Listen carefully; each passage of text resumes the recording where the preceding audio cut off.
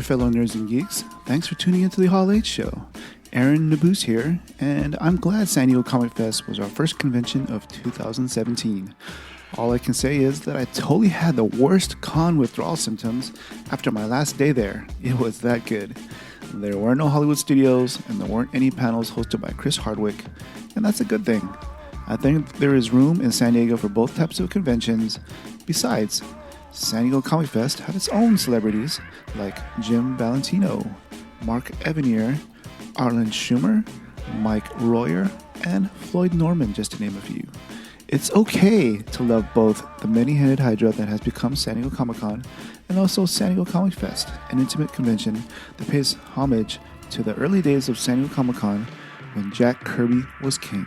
In fact, you'll learn on this episode they both share a common thread. So please enjoy our 2-hour recap, which we recorded at Skyline San Diego, a trade show marketing company where one of our contributors, Jason Lethert, works, and where I used to work many moons ago. Thanks, Jason, and Skyline San Diego. And now on to the show. Artists Assemble.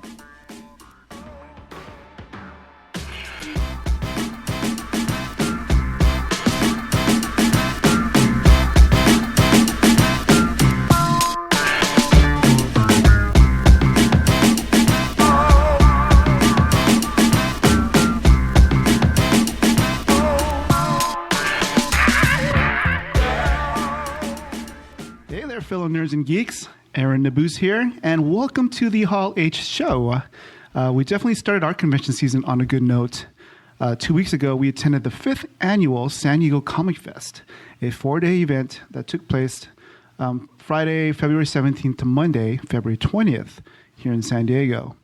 On this San Diego Comic Fest recap episode, I'm also joined by my partner in crime and HallH.com co-founder, Alex Benedicto, and writer-producer, filmmaker, and HallH.com contributor, Jason Lethert. What's up, guys? Hey, how's it going? All right. Well, for those of you who aren't familiar with San Diego Comic Fest, let me just read a little bit about the description that's on their website.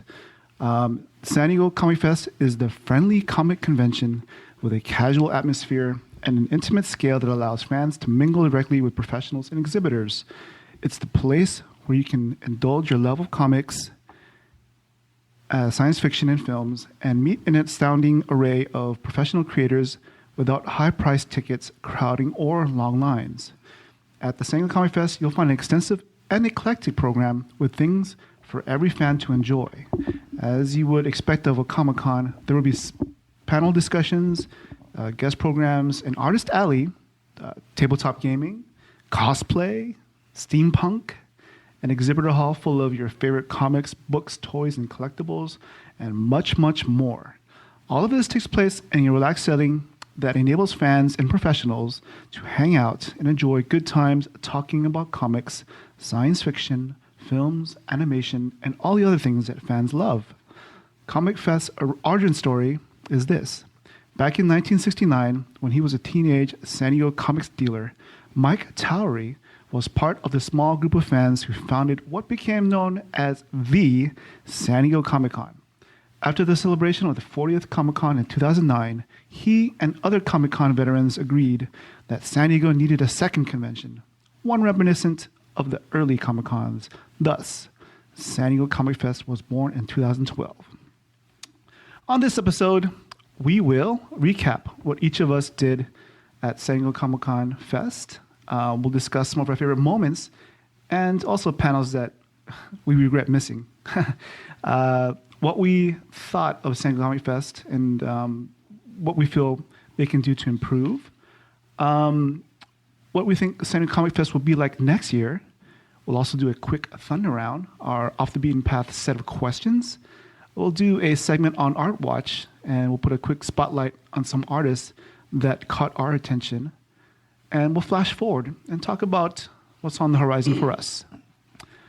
First off, I guess we can start off with Friday. This year's theme was all about Jack Kirby and celebrating the Jack Kirby Centennial. Other milestones that they celebrated at San Diego Comic Fest was 25 years of Image Comics, 25-year anniversary of the X-Men animated series, and also the 25-year anniversary of the Batman animated series. On Friday, which is sort of like the, what would you call the preview night? The preview night, yeah. It was about a 3 or 4 hour day. I went there after work and I met Jason and Alex there. We picked up our badges. We walked around Artist Alley and we met some artists like Spike, Stephen Hagen, Ruben Rosas, Ronnie Anderson, and Scott Lost, just to name a few. We sampled some of the Kirby cocktails. And this is probably one of the highlights, which we'll get into a little bit later. But actually, we'll probably get into it now because Jason, why don't you tell us about the time or the moment we were sitting at the table with Larry Houston and Pete Von Shawley? Right, that was really fun. One of the cool elements of the preview night was not just that you got to preview, like with the normal Comic-Con has its standard Wednesday preview night. And if you're kind of a hardcore con goer, you usually want to go then because that's when you get the lowest amount of crowds on the floor. You can really actually stroll through. Sometimes people want to get their special con specialty giveaways or specialty purchases done that night if possible, if they're available on that night before everybody else can snap them up. But the cool thing about this event, about San Diego Comic Fest, was that it had that reception night. It was really more of a reception. I mean, I didn't get there as early as you did, so I didn't really hit the tables as much. But then we had that reception in the bar and restaurant of Kirby Cafe. Yes, which they redid, which I love. Just like with Comic-Con, how different elements of Hollywood or comicdom will take over different and such downtown. Like Cartoon Network always takes over Ciro's Pizza, and there's always a different place taking over Tin Fish.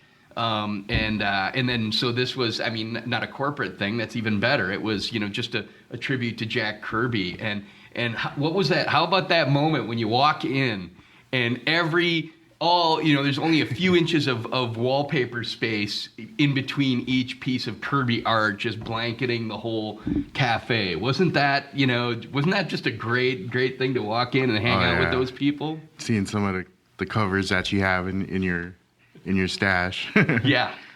It's pretty cool. Mostly a lot of expensive covers that I can't afford for my stash, but that was great. And then as I saw you guys, so I sat down next to you, and little did I know we're sitting at a table of completely mixed with fans and journalists and then pros on the other side, and I immediately recognized Larry Houston, who is a big hero of mine because of being a animation director and producer on what I think is one of the greatest shows of all time, X-Men, the animated series from 92 to 97.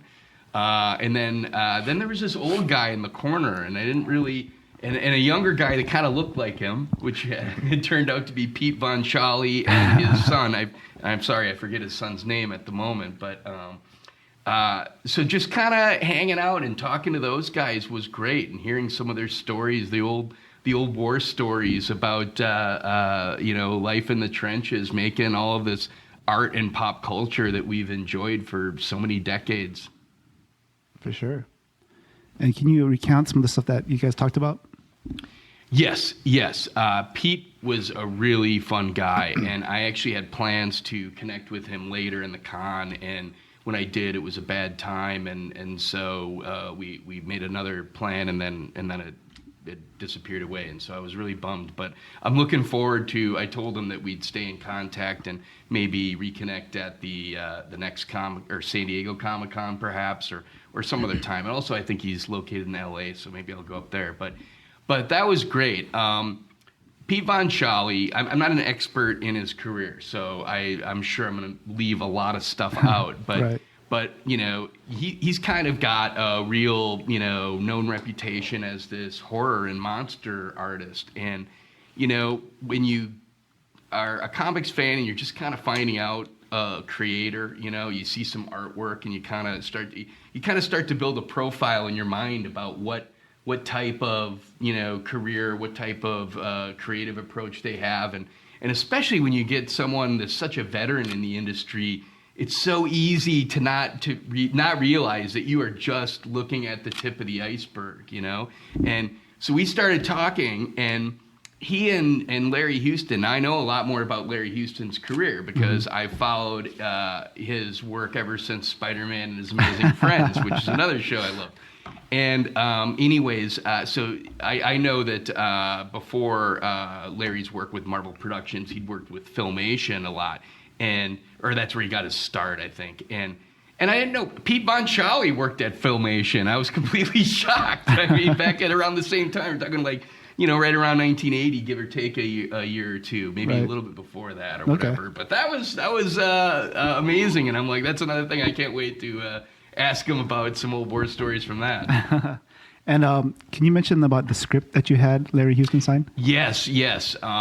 So I was getting ready for Comic-Con, and the night before, I suddenly had this bolt of lightning. I'm like, holy gosh, in my earlier days of cartoon research, I had picked up a couple of X-Men scripts off of eBay, and I ended up getting 2. And unfortunately, I'm killing myself because I couldn't find one of them, which was one of my favorite episodes, Cold Comfort, which was also written by one of the guests at San Diego Comic Fest. So that bummed me out. But I did find another script that I had, which was from Savage Land, Savage Heart, which was I believe a season 2 finale where they go down to the Savage Land, and it's one of those huge multi-parters where they have just tons of mutants, and the Savage Land mutates, and it's a pretty... So Kazar's in there? Kazar's in there. Magneto is trying to take over the Savage Land, so it was a great story. And so I saw some of the writers, and actually it started, you're right, with Larry Houston. Suddenly I realized, I'm like, you know, I put it in my bag, but I wasn't expecting to need it until the con really started on Saturday and Sunday. Right. And so we're sitting here, and all of a sudden I'm like, why don't I just get this out now and start it out? So I said, hey, Larry, would you mind? And he's like, you got a script from the original X-Men? And I'm like, yeah. And so I pulled it out, and he spent, I'd say 10 minutes looking at the script. It actually slowed the conversation a bit, from him at least, because he was so taken by that and transported back to, you know, the old days when he was working on the show, and he was looking at all the notes on it. It was beautiful to watch. You know, that was such a gem of a conversation in a moment, because it was just random. You know, it just happened. You know, it was one of those things that I don't know if that can happen in like other bigger cons, because San Diego Comic Fest is such an intimate con. You have time to like strike up a conversation with creators, you know, and guests and people that you just, you know, randomly meet. You might have a chance to talk to someone, and it depends on who they are, how big they are, and, you know, that type of thing. You know, if you want to try and talk to someone from the Captain America movie, well, that's going to be pretty tough. You might be the one guy or the one of, you know, 8 people that gets picked in the Q&A at a panel. But you certainly can't just approach people. And now, comic pros are a little bit more accessible still at Comic-Con. You can go down to Artist Alley and talk to people anytime, right? But you're right. Even that was still different, because, you know, that conversation, we were just hanging out, having some Kirby cocktails, watching the presentation that was going on and talking. And there was a lot of, so you definitely would have a chance to talk to people, maybe get like a very focused or targeted question. How'd you get your start in comics or something like that? Or what about this issue or something?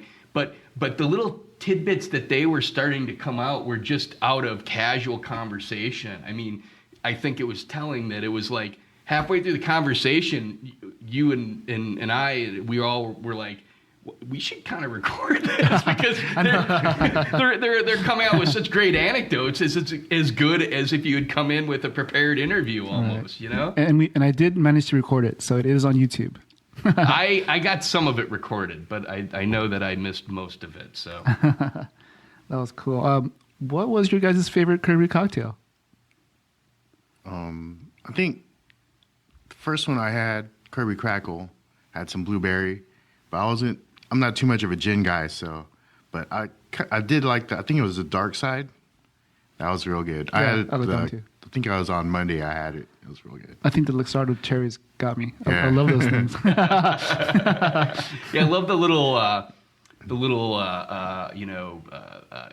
extra tidbits they put in. Like, the guy that made it was telling me that the blueberries were supposed to be like the crackle. Yeah. That was like Round. black dots of energy Plasma, surrounding yeah. black bolts. Cool. Well, that was our Friday, and I guess we'll move on to Saturday. And I met Jason in the first panel that we went to. It was the X-Men, the animated series 25th anniversary screening of Weapon X Lies in Videotape with writers Eric Lewald, Julia Lewald, David McDermott, Stephen Melchin, and director-producer Larry Houston. The second panel I went to was a spotlight on Jim Valentino. He was interviewed by Bat and Lash. And then I met Alex at the spotlight on Floyd Norman. Mark Evanier was interviewing Floyd Norman. And then went to the X-Men mock trial on mutant rights. That was pretty interesting. Met the guys from Comic Relief Podcast. Hung out with Eric Nilotowski, one of our favorite artists and friend, and he was a guest on one of our previous episodes in the exhibit hall. That was kind of cool, just chilling with him and finding out what he's up to. So my friends Robert and Min Jamar, they were dressed as Han Solo and Princess Leia. And it's kind of funny because I saw, Mike? Mike? Where? He was in a panel with Floyd Norman and... Mike Royer? Yeah, Mike Royer. Yeah. I mean... legendary Kirby inker and, of course, artist on many other things as it was kind of cool just seeing him interact with everybody in the exhibit hall. Oh, that guy is a character. That is if you ever get a chance to go see a Mike Royer panel, and he's one of the old greats, too, so it's like, if you ever get a chance, go see it now, because you got to figure that he probably won't be going to panels forever. I mean, the guy has aged very well, and he has so much... spark too. Yeah, for sure. So in the X-Men animated series screening, that was pretty cool because I haven't seen any of the episodes in such a long time. So it's just kind of cool just to see that screening and see the writers there, and of course with Larry Houston, and it just made me feel all nostalgic, And then the spotlight on Jim Valentino was pretty cool because they did celebrate 25 years of Image Comics. So Jim Valentino being one of the founders, the original 6 or 7 artists that broke away and formed Image Comics. So it was kind of cool just watching Bat and Lash interview him. And of course, the spotlight on Floyd Norman. For those of you who haven't done so already, I would recommend watching the Netflix documentary, Floyd Norman in Animated Life, because it's such an interesting view of a person who is pretty much the last living link between Walt Disney and the current crew of Disney animators. So I think, if I remember correctly, he worked on Jungle Book right before Walt Disney died. So that was like the last movie that they worked on together. The X-Men mock trial on mutant rights, they had an actual federal magistrate judge preside over this mock trial, and they had student attorneys take both sides. So I'll let Jason get into this one because he was there with me when he talks about the panels that he went to on Saturday. And going back to Comic Relief Podcast, it was kind of cool meeting the guys because we followed them online. So we had originally set a time, or I guess on Sunday, to try and meet up with them and be on their podcast, but we were just busy being in panels that we were planning to go to originally. So I just told them that maybe we'll meet up for some beers and do a podcast, at a later date. So I guess, Jason, why don't you start off with some of the panels that you went to on Saturday? My focus was X-Men, the animated series. Anyone who talks cartoons or superhero adaptations with me has probably heard, even if it's on movies, eventually X-Men will get mentioned by me because I really think it's one of the greatest comic book adaptations of all time. I mean, and I'm working on a thesis on this where I'm laying out objective criteria that you can measure it by. I can understand why other people have more favorites, and And I think there's others, of course, the DC Timverse, of characters those are all solid. But there's certain things that this show does that no other show has done and even maybe attempted still to this day.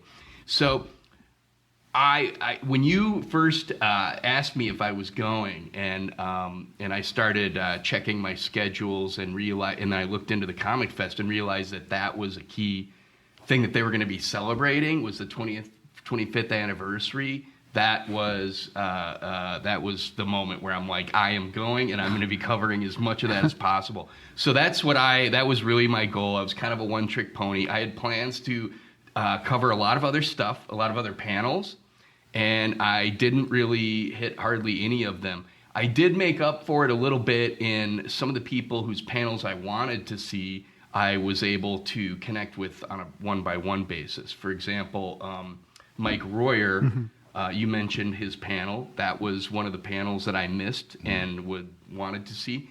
Mark Evanier, just as a rule of thumb, any panel that he's moderating or involved in is going to be a good panel. He's such a pro. Yeah, there were so many good panels at this convention. Yeah. I was talking to somebody else that weekend, and I was saying, actually, it was when I was. I'll get into it a little bit later, but it was when I was on the Cup of Tea San Diego SDCC YouTube live show with Alyssa, because Leonard was obviously on vacation. I mentioned to them that I wish I could multiply myself because there's so much good content and good panels at this convention that, man, it's just a travesty that I couldn't attend some of the ones I really wanted, the other ones I wanted to go to. Yeah, one of the other ones I did not attend from that day was the Lord of Light panel with Barry Ira Geller, talking about the development of that movie and the whole story behind that, its connection to the film Argo. I'm sure a lot of people know that story now. We'll get into some of the panels that we wanted to go to but couldn't go to a little bit later. Gotcha. So, what other did you go to any of the panels that day? No, I didn't. Okay. I had at least 3 scheduled, and I ended up canceling them because I had interview opportunities, and so. Can you after the first initial screening of the X-Men, you were talking to some of the writers outside? Yes. So can you tell us a little bit about that? Yes, that was great. That was one of my first interviews with the writers after covering the panel. We went out to the main lobby, and I got to talk to David McDermott and Stephen Melching, and that was really interesting. Just on one thing, as a writer, it was interesting to hear McDermott's way of how he got now he's a longtime cartoon veteran, TV cartoon veteran. But when he started his career, he was a production assistant at the Fox Kids offices. And throughout eventually like into the 3rd season or 4th season or whatever, they had some scripts that they were trying to find writers for. And he was in the right place and ended up getting assigned a script. And then he ended up getting assigned to write with Stephen Melching. And they ended up becoming, longtime career collaborators for years after that. So that was really cool. Got to find out a lot of really cool, interesting stuff about how the cartoons come together, how they're developed, how the writing staff works. And it was really, really interesting to talk to those guys. It was kind of cool just watching you talk to them, and your friend was videoing as well. Yes. Actually, I had a couple people working the camera for me, whoever was available. In fact, that was my buddy Slobodan Plasovic, and he does some photography and some film production, and then and I had a couple other people helping out here and there. And on the final day, there was a fellow that I barely knew. I'd only met him like 20 minutes earlier, but he was a really nice guy. And I said, "Hey, are you doing anything right now? You want to hold the camera for me?" And he was great. And so he does some post. He does, I think, a lot of audio work. Okay. And so it's great to just not only get a chance to do the interviews, but I ended up bringing a couple of my non-comic friends in to help out on production. Met a few people to collaborate with down the road. It was a great time. Yeah. Cool. How about you, Alex? Saturday, first one I went to was Star Trek at 50. Yeah. And It was by there was Astrid Bear and Gene Graham. They were big Star Trek fans back in the day, and they just talked about influence of Star Trek on today's TV shows and movies and other comics, and how much influence it had on writers and other creatives. And that was pretty cool to hear. And next one I went to was The Silver Age of Comic Book Art by Arlen Schumer. Oh, yeah. And he based it from his book that he wrote, that he has on sale, which with the same title as the panel. And that was pretty cool, seeing all the major influential people in artists, writers of that Silver Age. And that was pretty cool to hear. And he had a lot of slideshows and excerpts from his book, so that was pretty neat. Another one I went to was Spotlight on Mike Royer, which we were talking about how since it was Kirby's 100th anniversary, and that's what the Comic Fest was based on. I wanted to do a lot of X-Men stuff, but I knew Jason was a big fan. I knew he was gonna take care of those panels, so I wanted to go to the panels of people who might not be here much longer, like what you said earlier. And Mike Royer was hopefully they'll be here a lot longer, but Mike Royer was and Mike Evanier was the moderator. So a lot of good stories on how he worked with Jack Kirby and other people in the industry. Mm-hmm. So that was pretty neat. Spotlight on Valentino, since it's Image's 25th anniversary. He came in and talked about his story and his background and some Image stories too. And next one, Floyd Norman. It's always a good one. Yeah. I get to see his stuff Comic-Con and whenever a chance I get, because he's a lot of great stories, especially someone who directly worked with Walt Disney, so which is rare to hear stories like that. So I heard him the last Comic Fest. He had some pretty cool stories from Hanna-Barbera. Stories from there. That's right. He did work there with Scott Shaw. That was pretty cool. Yeah. X-Men Mutant Trials. That was pretty cool. You talked about that earlier, and that was it for today. Yeah. I guess we can sort of go back to the X-Men trial, because basically the premise of this trial was there's a mutant, mutant rights, and there's an injunction filed against it. So do you remember what? I missed it. Oh, did you? I thought you were talking about Alex when you said that and just mistakenly said me.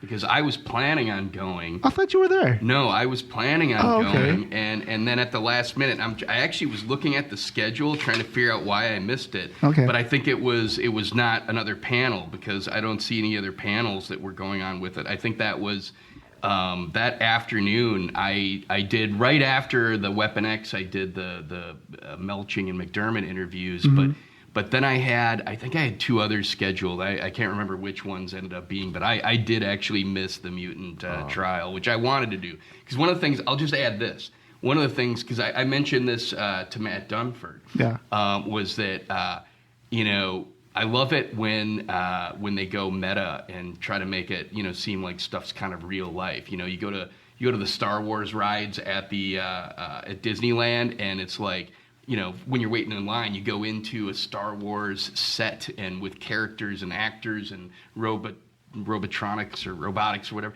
And, it kind of makes you feel like that you're kind of like in the universe. Well, I remember how the X-Men movies did a lot of that type of marketing where they do actual, fake anti-mutant protests out there, like in Washington, in front of like Congress or whatever. And so I loved when I heard that they were doing this. I'm like, that is such a cool concept. And then, of course, it's also pretty weighty, though, because it's real. It's not just for show. It's real lawyers using real, legal premises and such. Mm-hmm. Do you remember much from the trial? I just remember there were 4 things that they were debating about. And it was, I think 3 of them they voted for and one against. One was the use of sentinels to scan for the search of mutants. Right. And I just forgot the rest. I think there was forced relocation. Forced relocation. There's the ability. Tournament. Yeah. Signing up was Oh yeah. registration Okay. of mutants. And then there was the use of lethal action or lethal force. Lethal force. Yeah. Okay. So I think it was actually 50-50. I think that, well, the judge pretty much said, he had no problem with the act of trying to register somebody, but I think he did draw a line on things such as lethal force. The use of sentinels was a little iffy, and it was kind of interesting because the crowd got into it too. When asked, they brought up some good points. What about children? Do you let sentinels scan anybody in the public space? What about children? What about other people who have superpowers who aren't mutants? Like they were saying, someone brought up Fantastic Four, where they weren't mutants, but something happened to them and they got powers. Do they register in the same way as mutants do? Yeah. Yeah, it's funny. The comics actually kind of played off of a little bit of prejudice about that. I remember moments where,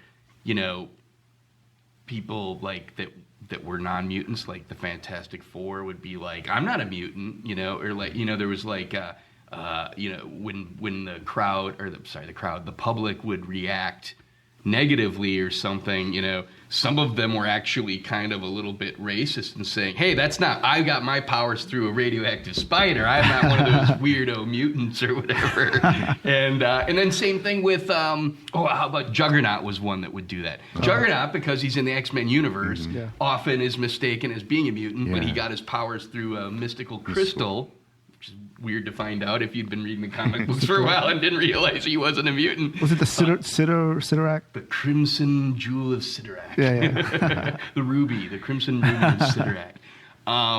And he would, I love it. And then that was they played that in the X-Men cartoon where he's like, "I'm not a mutant." He was completely offended to be lumped in with the mutants. They kind of plus it has like current, issues that are happening today, and some topics, kind of went back and forth, try to bring up today's issues that, Immigration. That's such a really. It's funny how amorphous the concept of X-Men can be thematically. Where it has been, it probably started out really as a metaphor for anti-Semitism created by Jewish creators, and as the roiling social situation in America in the 60s and 70s made it become just an obvious metaphor for racism, for black equality and such, and then of course repurposed or reimagined or reconnected to the current status in the post-millennial era with Bryan Singer kind of making it a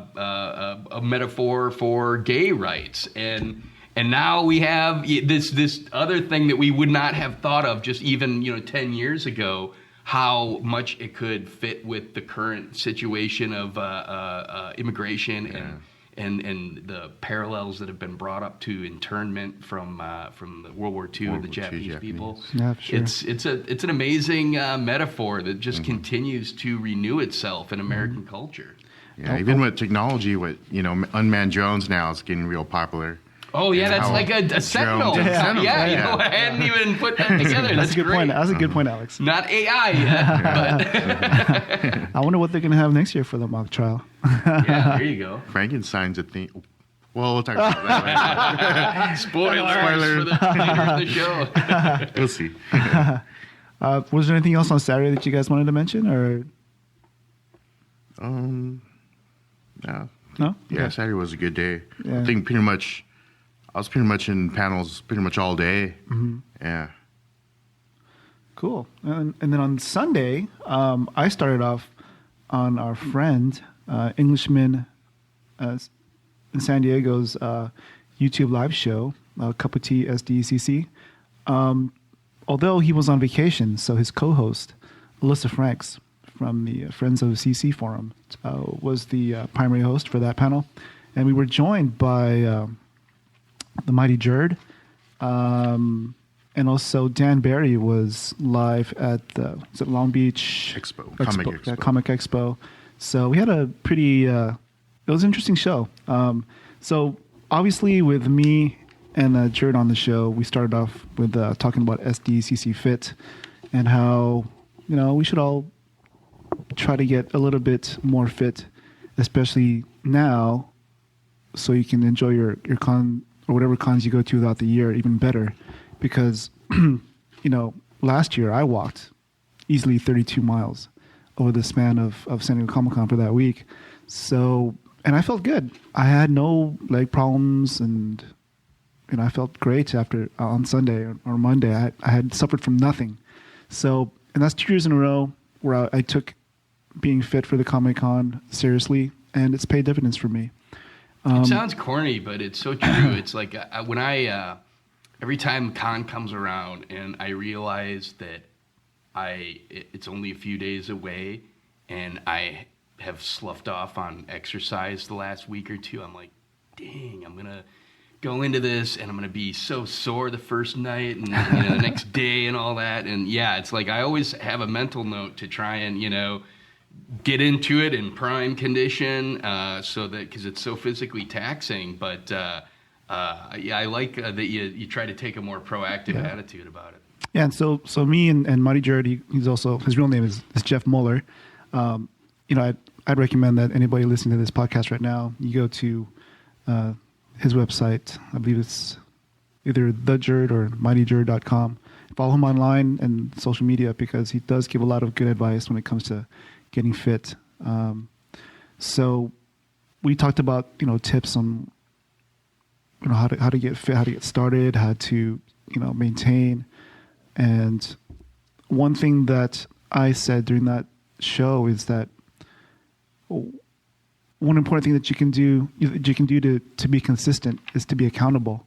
And I think that's one reason why the SDCC Fit movement has lasted since we started it last year, is that I'm online pretty much every day, interacting with people on Twitter who follow the the account, and we hold each other accountable. When somebody posts something, even little things like I had a busy day, I didn't go work out.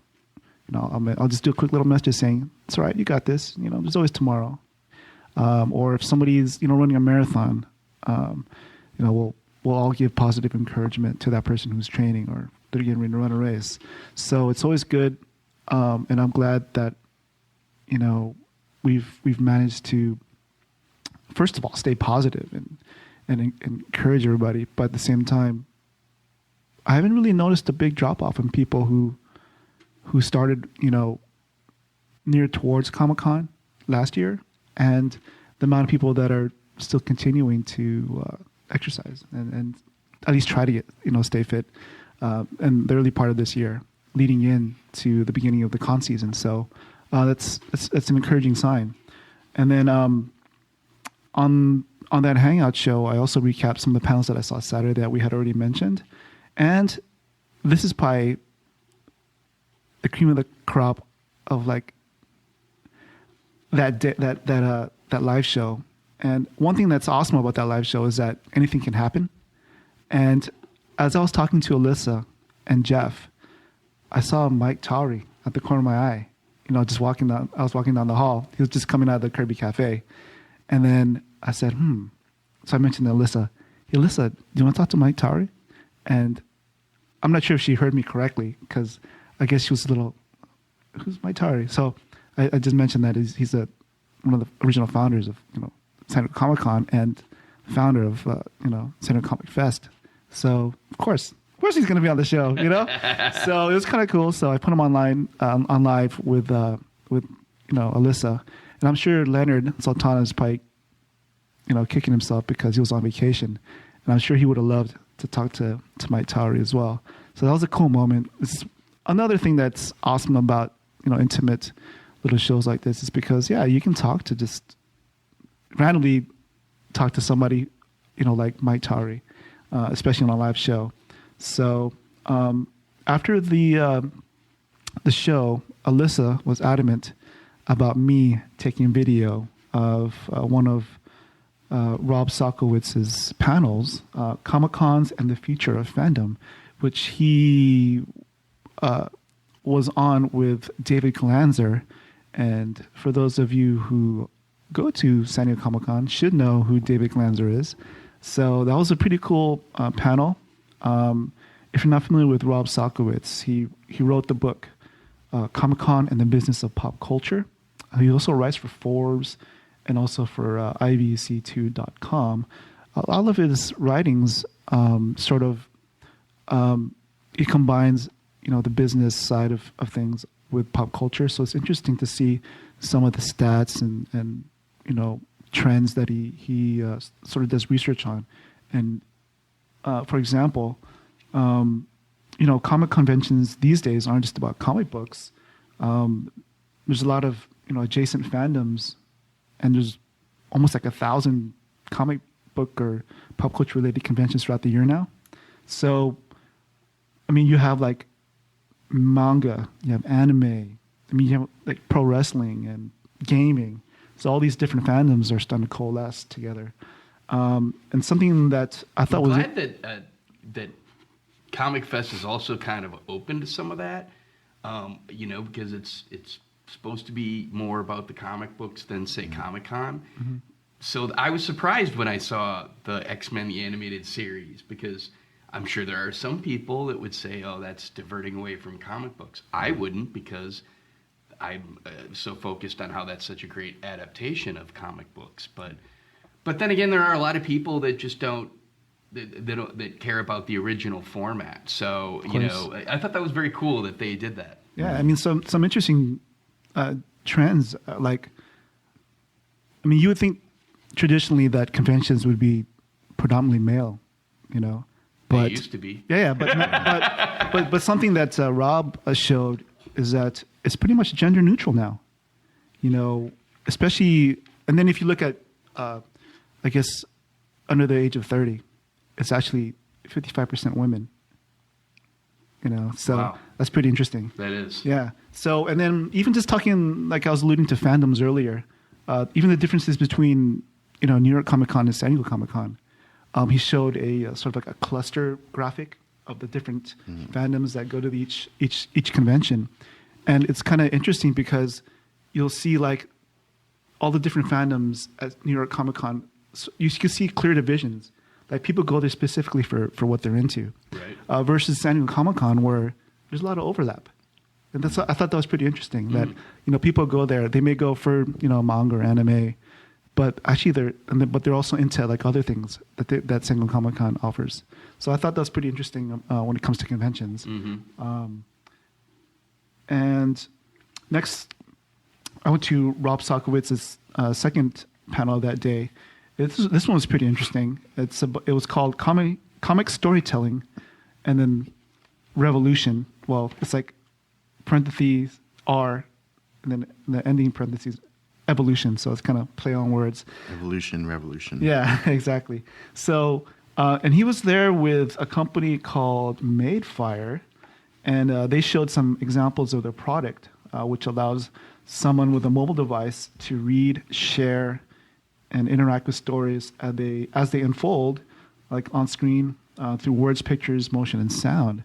So it's like, enhanced motion, or what you call comic motion adaptation. So it was pretty interesting, and they I'm looking forward to what they can do in the near future, because I think they just I was on their site today, and they just, I guess, maybe secured a deal with Oculus. So that's gonna be like an added thing to what they offer. That was one thing I wanted to find out more about when I was at the show or at the convention, but that stuff sounds very, very cool. Yeah.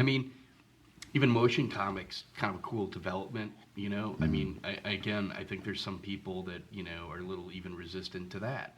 I remember attending a panel that Mark Wade was doing at Comic-Con a few years ago, and he said, I don't know what that is. It's not comics. It's something, and I'm not trying to badmouth it. It's not comics, because for him, the panel layout, his format is endemic to what comics are. but it's expanding and it's growing, and it's its own, quasi comic. It's motion comics. It's not comics. So it's different, but it's related to it, and it's as a fan of a comic book, there's still a lot of interesting things to explore there. Yeah, for sure. And then I went to the panel titled "The Other Disney: Comic Strips, Publishing, Consumer Products, and Television." And this panel had Floyd Norman, Mike Royer, and was it Len Uli or Yuli? How do you say it, Jason? Len Uli. Okay. I remember we were talking about this at the convention. How do you say his last name? Yes, you asked him, right? Story? Yeah, tell the story. So I should have mentioned this story at the when we were talking about the Kirby Cafe for the opening night cocktail party, but technically the story didn't really complete until the next day when I met Len. So we were, the three of us were sitting there with Pete, his son, Pete Shawley, and Von Shawley, and Larry Houston, and we were watching the presentation, and they mentioned the X-Men writers, and they mentioned, them name by name, and eventually they got to Len Ulley. Now, Len's name is spelled Uhley, and I've seen that name many times watching my X-Men episodes, even though I've watched a few. I've watched them many times. And I'm very interested in name pronunciations. I did broadcasting back in college and everything, and so I always try to get that stuff right, and I'm always interested in it. And so I remember when the guy said that, Len Ulley, I leaned over to you and I go, "Oh, that's funny. I always assumed it was Len Ulley." But who knows, right? And so, actually it was that night. It wasn't the next day. We did talk to Len that night, and it just wasn't at the table. It was after the presentation was over, and walking around talking to people. And I said, "Do you pronounce? How do you pronounce your name?" And I should have done what I normally do when I do this: is I pronounce it. I let me guess and see if I get it right, so I can show them that I got it right. But I just asked him, and he goes, "Len Ulley," and I'm like, "Dang it! I knew I had it right." That's hilarious. But it's funny. That goes to me back even as far as comic books, back to the days when you would read a comic book and you'd be reading things. Either whether it was a creator's name at the beginning, the credits, like we're talking now, or if you're just reading the story and or a character's name in the story. I mean, have you ever talked to someone that pronounces Darkseid's name Darkseid? Wait, I think I heard this. I've heard several people, at least 2 or 3 people, just like friends or people I've met at comic shops or in comic-related circles, I remember as a kid, I always pronounced it Thanos. Almost everybody I did. And then there were a couple people that pronounced it Thanos. Well, I found out since it's, based on the Greek myth of Thanatos, and so it's Thanos, okay? But it drove me crazy. I'm trying to remember, because it's funny you mentioned it, because I'm trying to remember who said it kind of recently, but somebody did say Darkseid. Yeah. And because they're like, "Oh, that's too cliche if it would be side," but actually that's the whole point, is it's an alternate spelling, so you get the name Darkseid without it having be S-I-D-E, which would sound a little too on the nose. So, and then the next panel I went, well, actually, on this panel, the other Disney: Comic Strips, Publishing, Consumer Products, and Television. I like this panel because I just, like Alex said, having any panel with Floyd Norman is just pretty cool, because he just waxes poetic about the stuff that he's been that he went through at Disney and in other places. But just seeing these three guys together, because they have such a vast experience with what they accomplished, it was just amazing seeing how they interact with each other, the rapport that they have. So yeah, I mean, I was hoping that the panel would have went longer, to be honest with you. Yeah. Right. Yeah. And of course, a panel that went kind of long was Arlen Schumer's Neil Adams 50 Years On panel. I think it went for an hour and a half, I believe. I would be surprised if it was almost 2 hours, because I ran out of space on my phone when I was taking video. So I was kind of bummed about that, because it was such an awesome panel. This is I'm sort of getting back into comic books, and the Silver Age stuff I'm not too familiar with. So going to this panel, educated me a lot, and I want to go back and buy Arlen Schumer's other book. But obviously this one specifically focused on Neil Adams, and what an interesting person Neil Adams is. Yeah. So yeah, I love this panel, and like I said, I'm just bummed that my video wasn't complete. So hopefully, I think I got some of it. It might have been. I might have to piece some of it together. I think I ran out of battery, so I had to change batteries in the middle of towards the end. Did you get the ending? I think I got the ending. Okay, so maybe how we much can. did you miss? Huh? How much did you miss? I missed like near toward the end. Like how much of it though? 5 minutes? I would half say hour? 15 minutes? Or? No, I'd say 5 to 10 minutes. Okay. So we can probably splice together our Okay. footage and Nice. yeah, that'd be kind of cool. So and then those are the panels that I saw that day, but it was kind of cool during the course of the day. Like I met again, an intimate show like this, you meet new and interesting people. For those of you who are KPBS listeners, probably familiar with Beth Accomando. So that was kind of cool, just talking to her a little bit. That's great. Yeah. So members of the Friends of CC Forum, it was kind of cool actually meeting people that you sort of interact with online, but you don't know who they are, in person. So that was kind of cool, just meeting them. Talked to Rob Salkowitz a little bit, Pete Von Shally. So hopefully we can get them on the podcast sometime in the near future. I think Rob Salkowitz is going to be at WonderCon. And so hopefully we can get a chance to talk to him more at WonderCon. How about you, Jason? What panel did you go to on Sunday? Sunday started out with the X-Men screening of Nightcrawler with the story editor, Eric Lewald, his wife, who was a writer on the show, Julia Lewald, and most prominently, Len Yulee, who was the actual writer of that episode, Nightcrawler. And it's such a notable episode because, it's kind of like a little controversial because, they decided to embrace, which was established from the comics, Nightcrawler's element of faith. I mean, if you think about it, this is a decade before they did it in the movies. And even in the movies, it was kind of like, oh, they're going to have his faith in there or whatever. And so on 1990s kids programming, Saturday morning TV, to deal with some of those heady issues was, it's pretty, it's a pretty rare thing for kids programming, definitely. So it was really fun to talk to him. That's when I got to do a one-on-one with him later that day. But that panel was talking about, or actually doing the screening and a brief Q&A after that. And that was really fun because the screenings were fun. Now, unlike you guys, I've seen the episodes recently. I mean, I actually dug some of them out of my DVDs. In fact, even some of my original recordings from the 90s that I've transferred to DVD, dug those out in preparation of going to it. But it had been a few years since I'd seen them now. But the watching them and watching the episodes to me wasn't the big deal because, like I said, I mean, even once I start watching it, it's like I've got it so memorized from the 90s. But what was fun was to watch it with an audience, and it was certainly fun to watch it with the creators.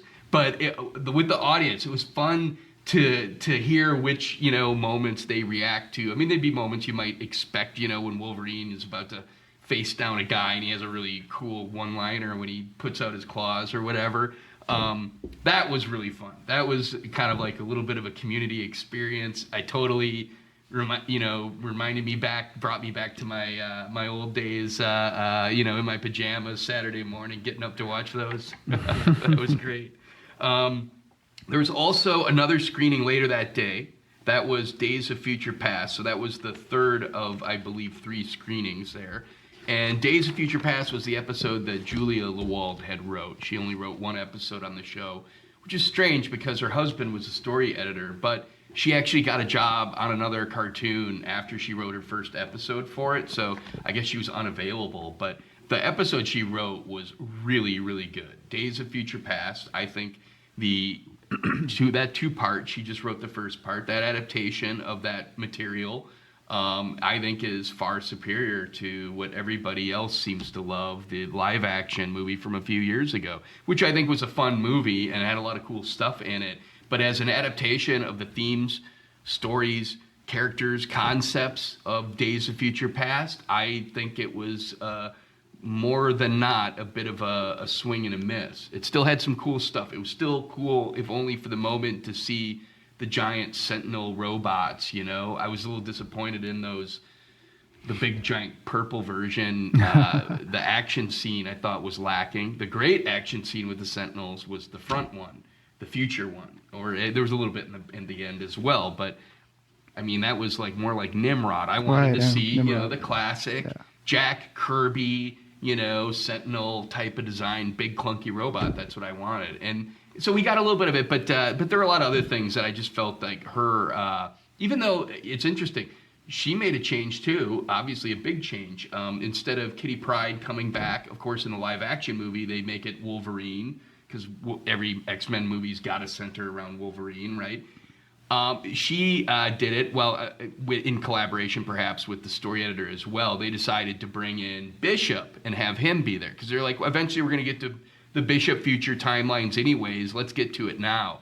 And it sounds like something that would drive a fan who likes the original continuity crazy, but I thought it worked great. And except for that specific element of it being not being Kitty Pryde, like I said, every other thematic element from the comic books was much more developed and much better execution in a 1992 cartoon than it was a 2014 $200 million movie. I think you might find that mostly the animated versions of the live action movies seem to be more superior, or at least more enjoyable to watch than the live versions, I think. Well, there's a rule in Hollywood that money kills creativity, because the more money something costs to make, the more the bean counters and the non-creative studio executives exert their control and influence and take that control and influence away from the creators. And so eventually, it's just a rule of thumb that the creativity gets homogenized and watered down. And unfortunately, Fox is kind of one of the worst at that right now. They weren't always. In the early aughts, they were the leader.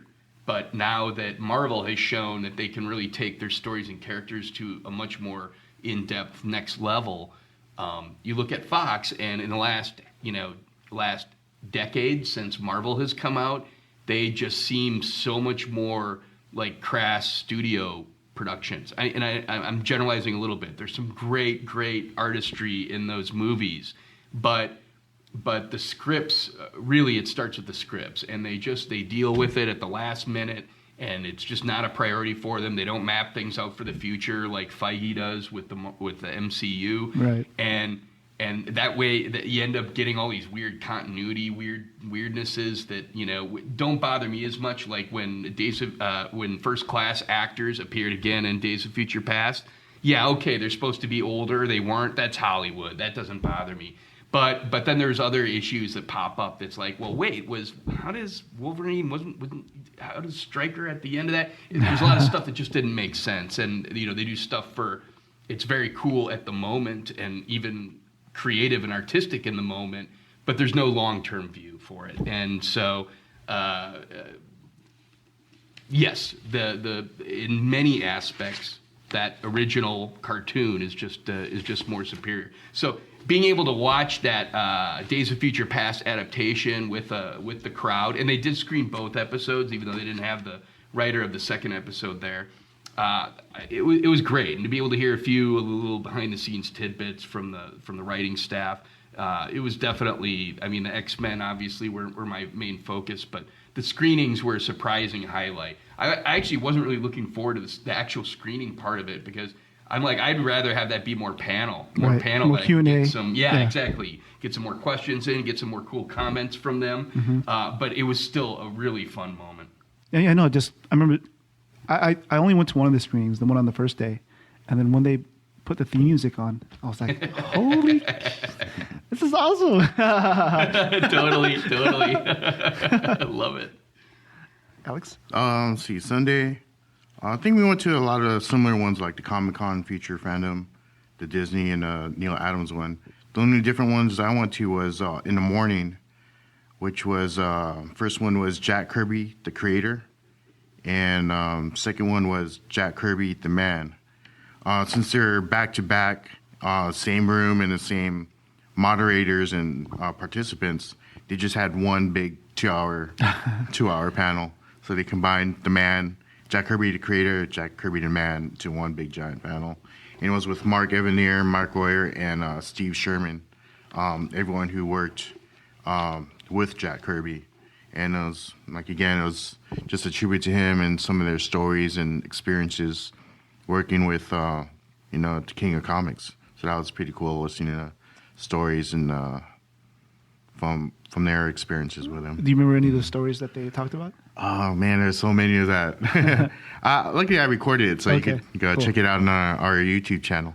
Anytime you do Kirby, it's always going to be of interest and of import if you're a real comic, fan, especially with any sense of history.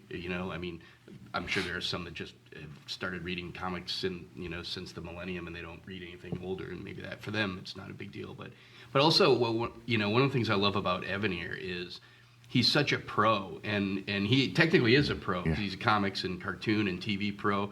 But what I mean is he's a convention pro because he's been there. He's been to every single Comic-Con, and I don't know when he started doing panels, but it seems like a long. So I know natural it's been forever, for him, right? Yeah. And so for him, one of the things is he runs a panel so well.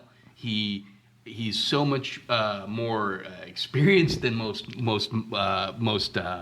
moderators. So he's making sure to get everybody to get included, to leave time for Q&A. It's just like it's always going to be a pleasurable experience when you go to a Kirby panel, and Evanier panel. And if it's about Kirby, even more the better, because he's just knows so much of that insight. Yeah, it was like one of the panel moderators were holding up the time limit signs, and Mark Evanier goes, "I know how to run a panel." That's funny. That's gangster, man. I guess Mike Royer was Kirby's favorite inker. Is that? Did I understand correctly? Okay. Yeah, he was his favorite inker, and he was like one of the inkers that when people saw his work, they knew it was him. Yeah, they knew it was Kirby. So, like other inkers, when they ink Kirby's pencils, they kind of make little changes here and there, either because that's who they are or they're told to.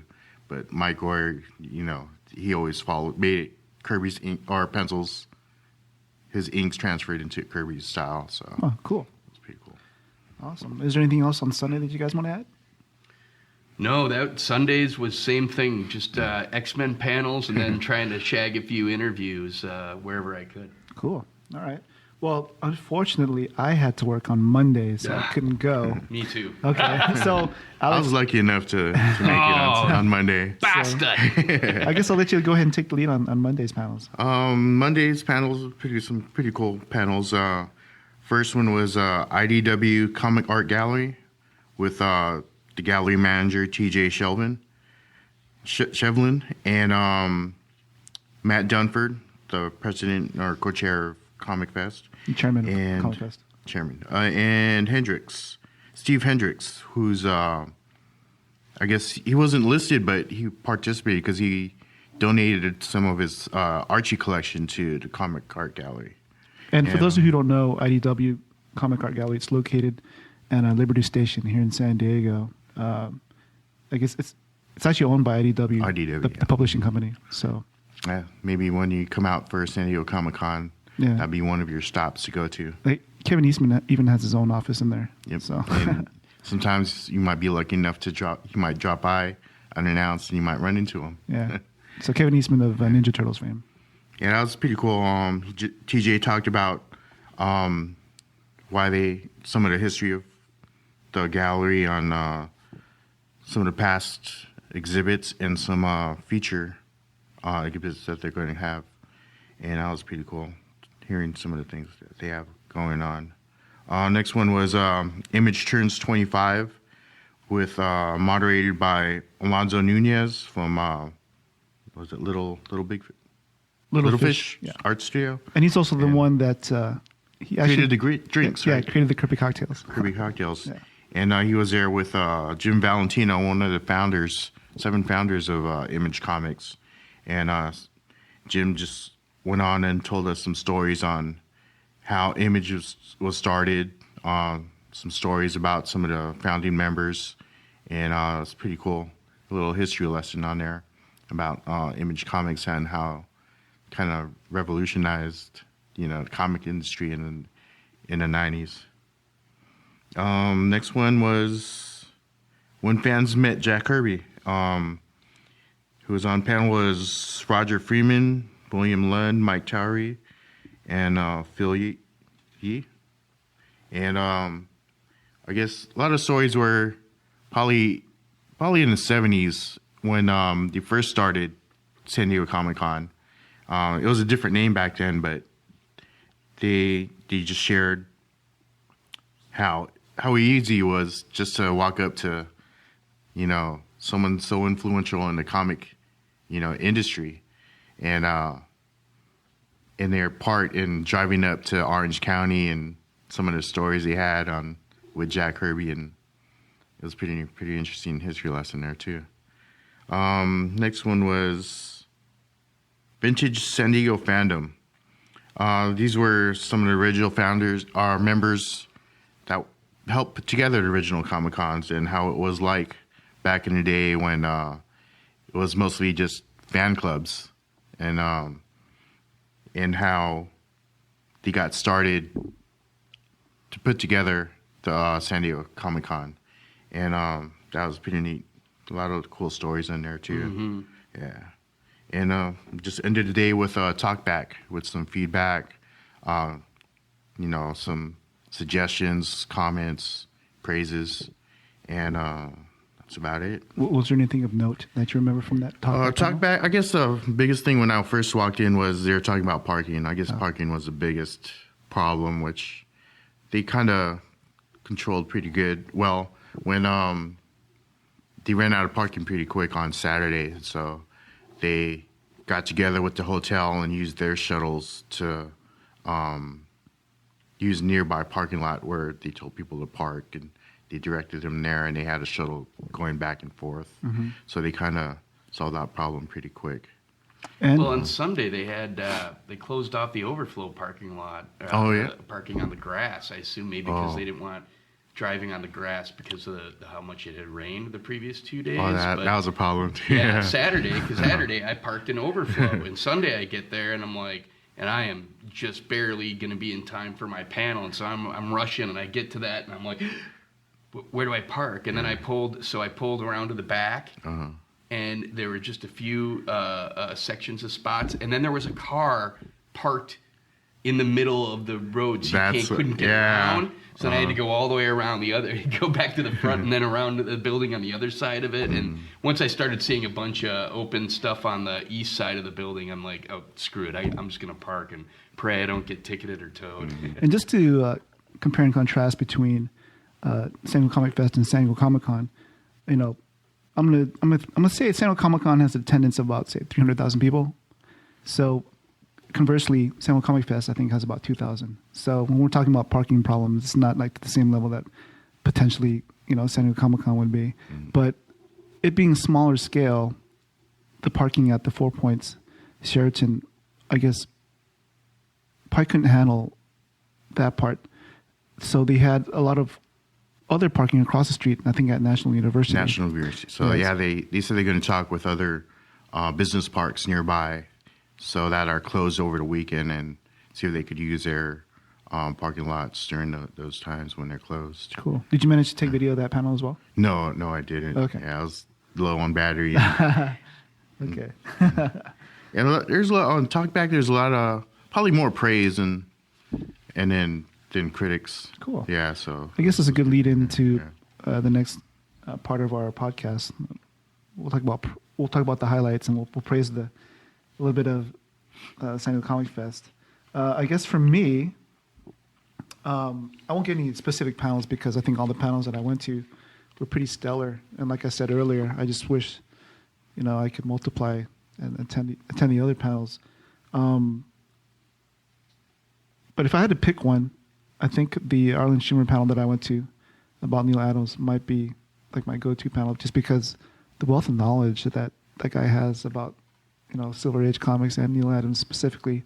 And I think he did work for Neil Adams at some point in his career. Oh, really? Yeah. So he has a lot of good insight. So panels aside, I think just generally speaking, 3 things that I thought were, highlights for me was sitting at the table there at Houston and Pete Von Shawley that first day and just watching Jason fanboy, over the whole experience. So that was such an awesome moment. And like I said, gems like that are just what cons like these are made for, Having Mike Tari just show up, on the Cup of Tea SDCC live YouTube hangout. Just like I said, I saw him at the corner of my eye, and I said, would you want to be on the live show? We're live right now. And he was totally game. So, and if you're listening to this, Mike, thank you very much. That was really cool of you. And then just the good vibes, hanging out, like I said, with Eric Notowski, one of the artists that we follow, and he's become a good friend of ours. And it's always good just seeing him at conventions and, just, talking with him and seeing what he's up to. Meeting, new artists, at Artist Alley on that first day. We had a little walkthrough, striking up random conversations with them, with other attendees, guests, and volunteers. Volunteers like Dave Rogers.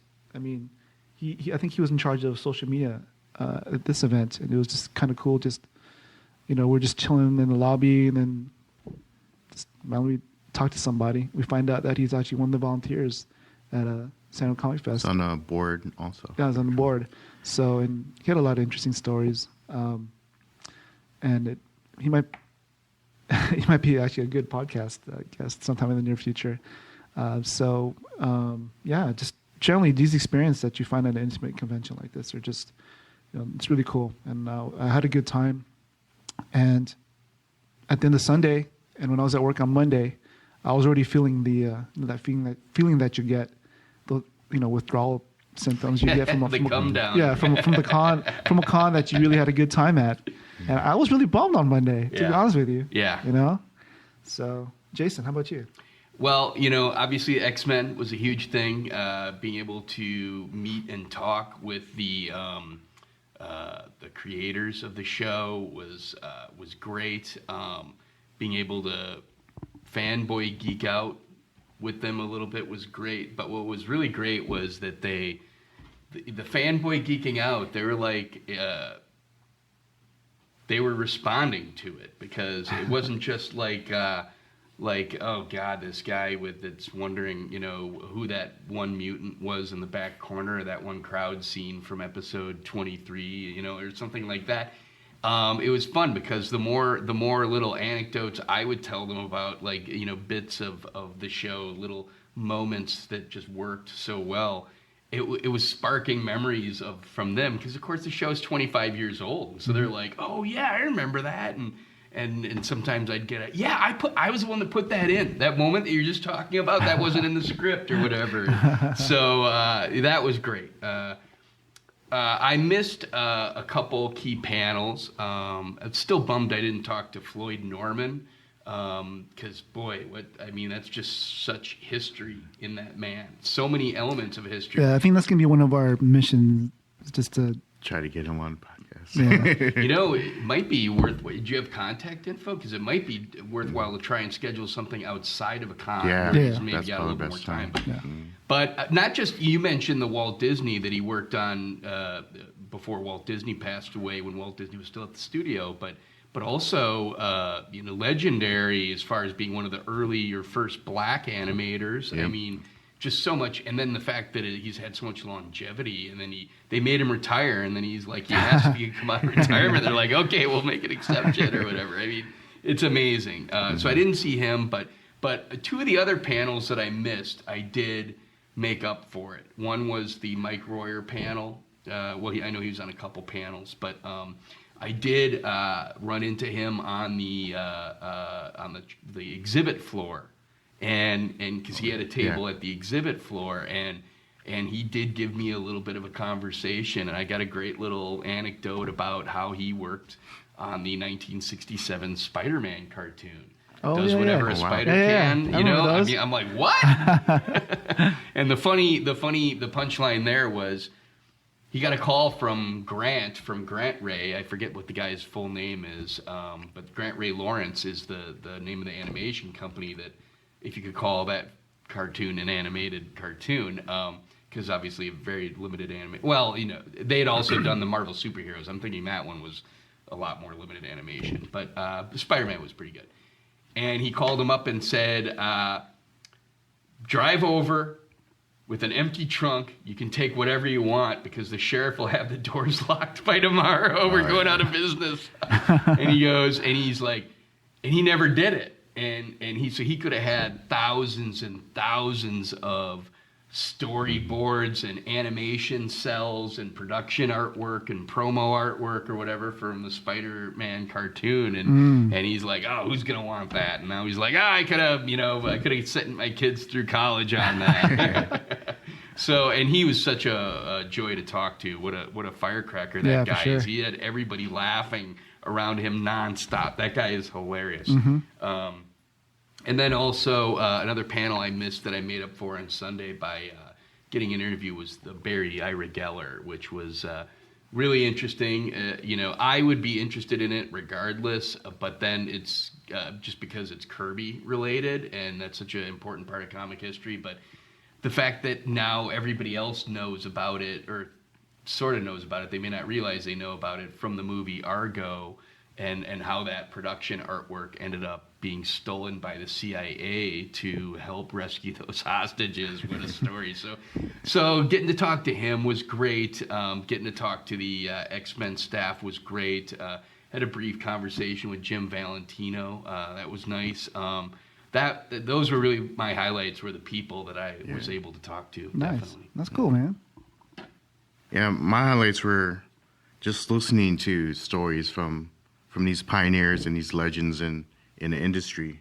Mike Warrior telling his times with Jack Kirby, Jim Valentino and his stories on the start of Image and how it got founded, and Floyd Norman. It's always a pleasure to listen to, and his stories working at Walt Disney and Hanna-Barbera and being a pioneer in just animation, being one of the first black animators for Disney.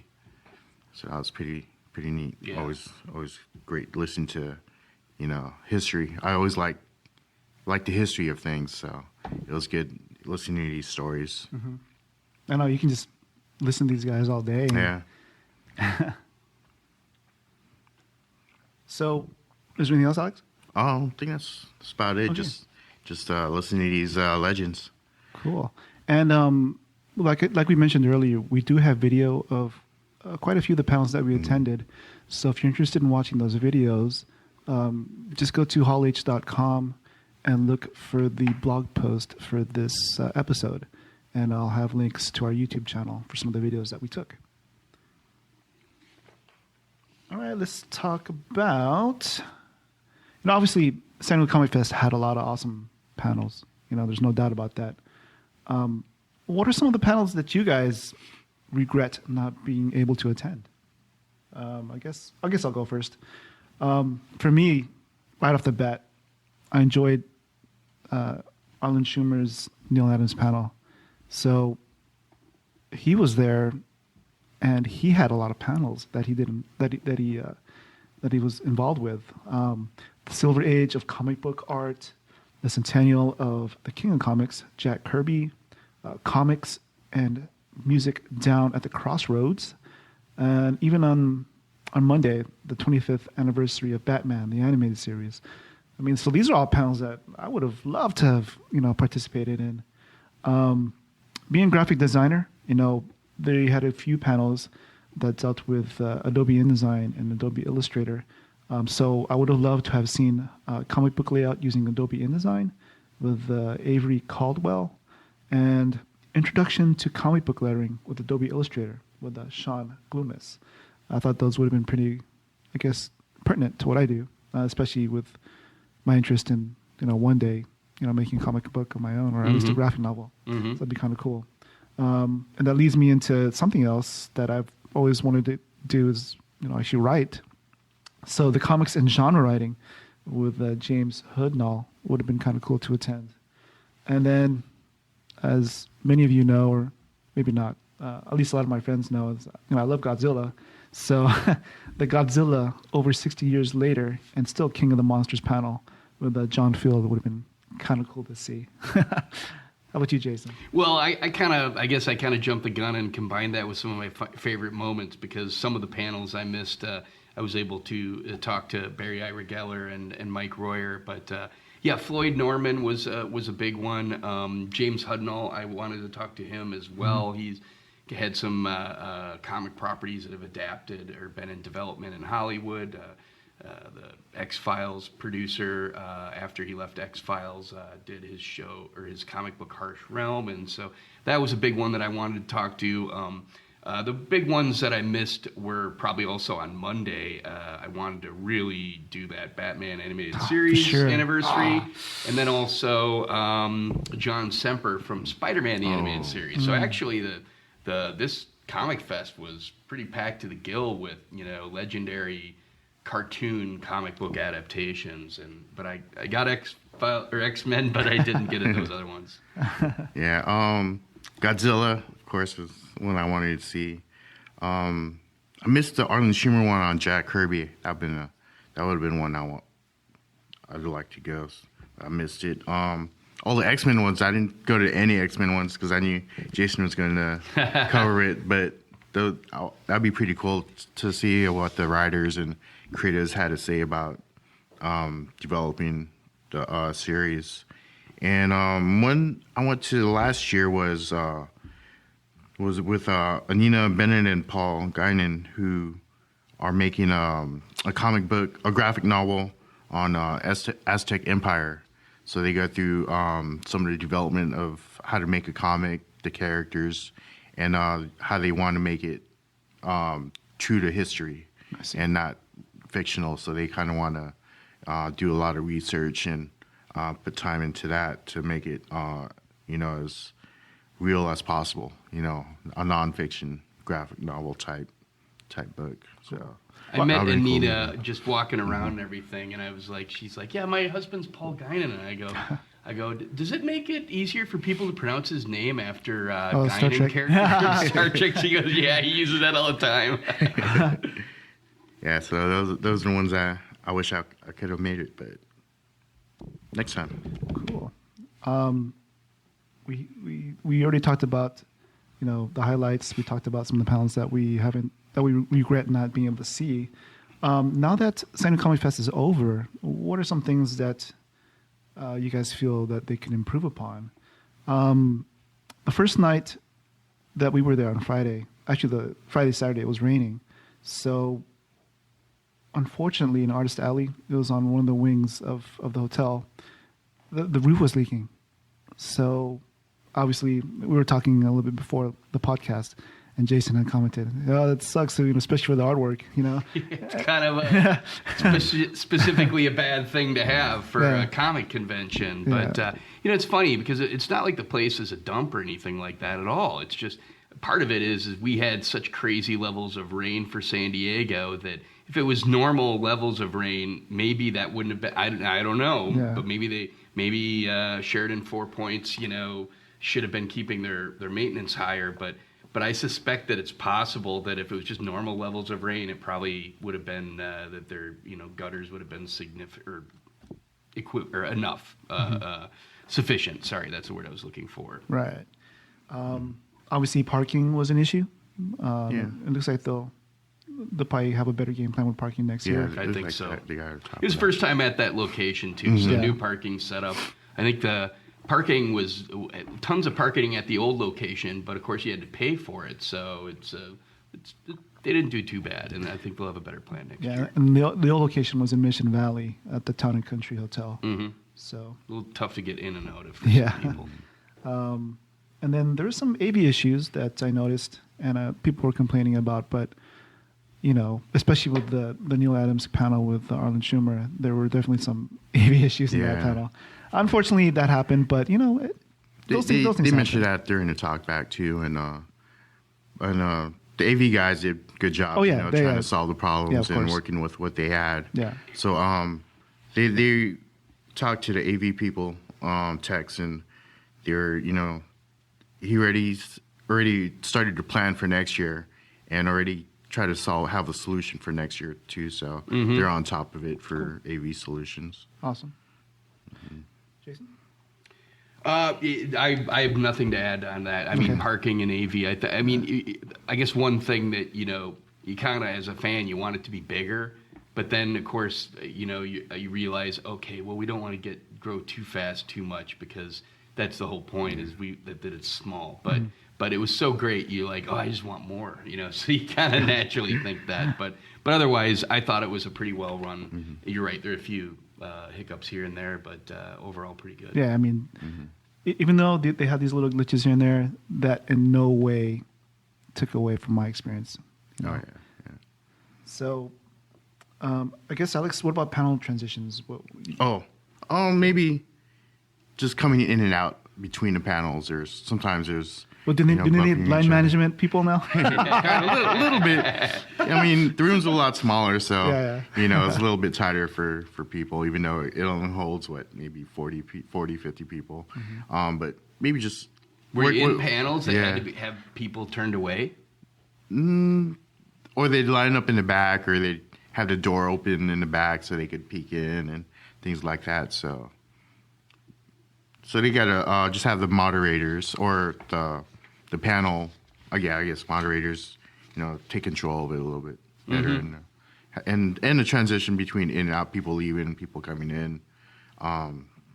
Maybe they could talk to the volunteers and have a little better guideline on how to get it in and out. So cool. I guess we'll go to the next segment of our podcast.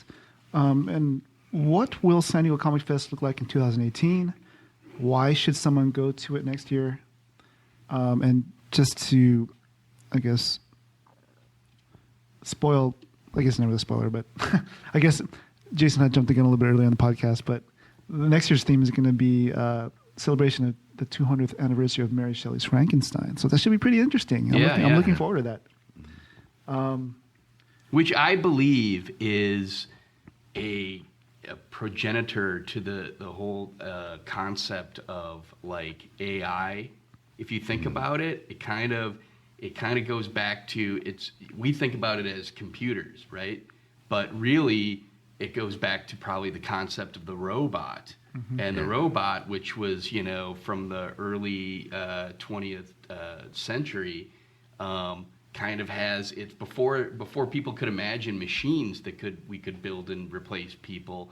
The idea was people to replace people, and so in Frankenstein they basically builds an automaton out of body parts or whatever. And of course, so there's like the whole idea of AI, that it's something that you create that turns on you or whatever. It's not only you've got your computer side, but then you've also got that hubris of creating something that kills you or whatever. I see a direct line to Frankenstein for that. But anyways, I don't want to get too bogged down in it. Right. I guess looking forward to San Diego Comic Fest next year. I think they're on the right track to becoming even a bigger and better con. I think this was definitely a milestone for them, and like we discussed earlier, some of the little things that could be improved in no way should stop somebody from attending next year. In my opinion, like I said earlier, for me and for what we, what our focus is on in Hall H, is. We try to put the spotlight on artists and writers and other creators. So for us, like it is at Designer Con, it's a perfect con to just talk to all the creatives, and without really, a time limit on really anything. You can just talk about whatever, get to know them.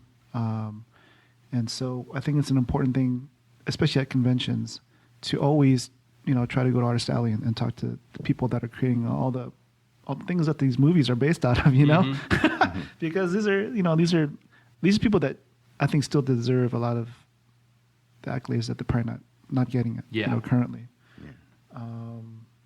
Alex? You should go next year because, like we've been talking throughout this whole podcast, is the intimacy of the place and the ease of talking to these writers and creatives that are legends and pioneers of the industry, which, with the bigger cons you can't get. So, and it'll be interesting to see. You might say Frankenstein. Why is that the theme? It has nothing to do with comics, but when they first started San Diego Comic-Con, it was, sci-fi and fantasy was included too. So that's why, Frankenstein's, next year's probably theme. Well, just to go back in time, I think a lot of the first cons were science fiction. Science fiction, yeah. Right. So it wasn't until later that comic books started. And Star Trek in the 70s was there were sci-fi cons before that, but that was a huge explosion or expansion of the con, marketplace, or whatever you call it. Mm-hmm. Yeah, so it'll be interesting how they incorporate the Frankenstein theme into for sure. next year's event. How about you, Jason? Why should somebody go to San Diego? It's right at the perfect time to go because they're big enough that they're getting. I shouldn't say that because I didn't follow it in its earliest years, but I can tell you, from going this year, they're getting important, cool people to see and talk to and listen to, but it's still small as heck. So you still have that, and you know what? If you're a hardcore Comic-Con San Diego fan and you hear these stories, I only moved here in 2000, so I would have come here to the early days of Comic-Con. And so I hear those stories and you think, God, that does sound cool to be able to just walk up to Jack Kirby or something. And so this is, you really get that feeling when you go there, especially if you're familiar with those stories. You go there and you're like, this is what it's like. For sure. And so, it's just a great time in this con's life to go. I think next year I'm really excited to. I think everybody should. I guess something, like I said, I mentioned earlier, part of our mission at Hall H is to put the spotlight on artists. And we usually have a section on our blog called Art Watch. And so here are a few artists that sort of caught our eye most recently. The first one is Jeff Pasquale from Pasquale Productions. He's no stranger to our blog and our podcast. He was one of the first artists that we interviewed back in 2014 at Anime California. He was a podcast guest, I guess, late last year. And his style is, he's a watercolor artist. And man, he's grown the last 2 years. And recently he did a few Naruto pieces. And he did Naruto, Sasuke, Sakura, and Kakashi. Mm-hmm. And he compared it to some of the older versions that he did back in 2014, or the early part of his, when he first started. And you can tell there's a marked difference in his style, his level of attention, just the subtleties. So it's cool being able to see an artist grow. Yeah. So if you go to his Instagram, which is at just go to Pasquale Productions, Pascual Productions, and he's posting a lot of his work in progress pieces. So check him out. The next one is Patrick Ballesteros. We see him a lot at some of the conventions that we go to. It's funny because I talked about line management a little bit earlier, and he actually had to get last year. Comic-Con. Yeah, Comic-Con gave him his own line management at his booth. Because there's so many people, who wanted his artwork. Wow, yeah. Cool. Yeah. So, and he has a sort of like a line of artwork called 25 cent wonder pieces. So it's sort of like an homage to, those 25 cent rides that you went to at the supermarket outside. Mm-hmm. So he does a lot of styles. Like most recently, he did a tribute to John Byrne and Alpha Flight. So that was a pretty cool looking piece. If those of you that went to Emerald City Comic Con, hopefully you guys get a chance to check it out over there.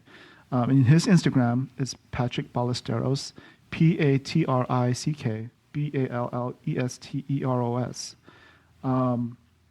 The next one on the list his name is John Harmon.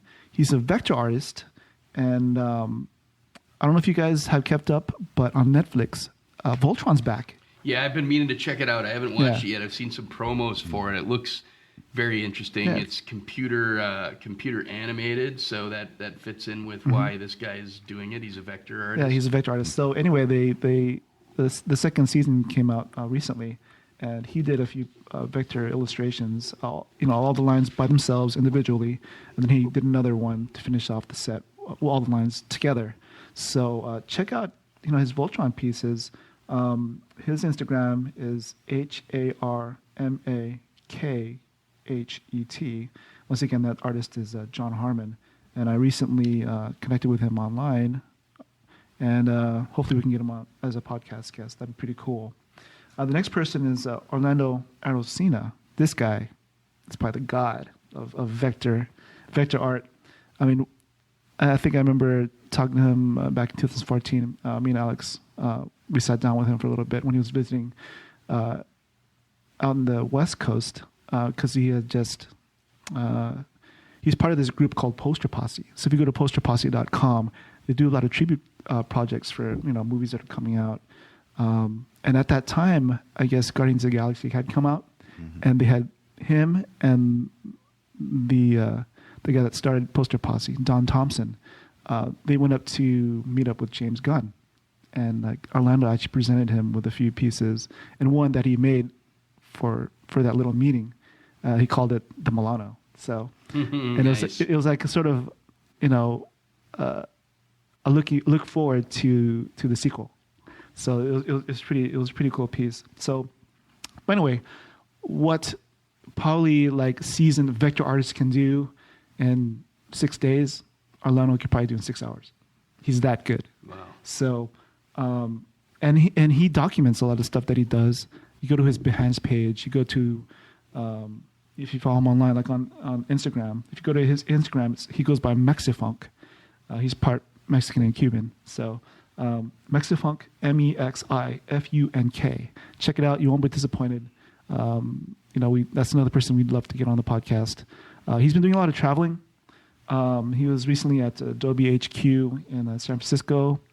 He did some live demonstrations. He went to Colombia, the country, and I guess he was a guest judge for something over there. And then after that, he went to Florida, and he's just.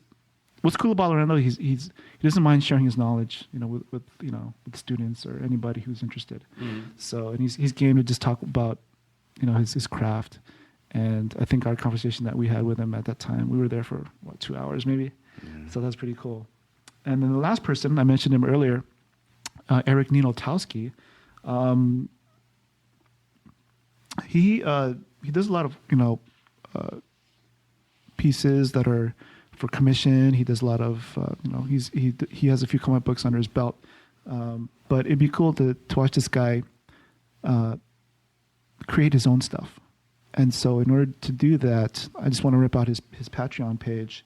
If you go to Patreon/Eric Ninotowski Art, ERICNINALTOSKIRT, and check it out. He's even offering art lessons. So if you're interested in trying to get your art to the next level, check out his Patreon page.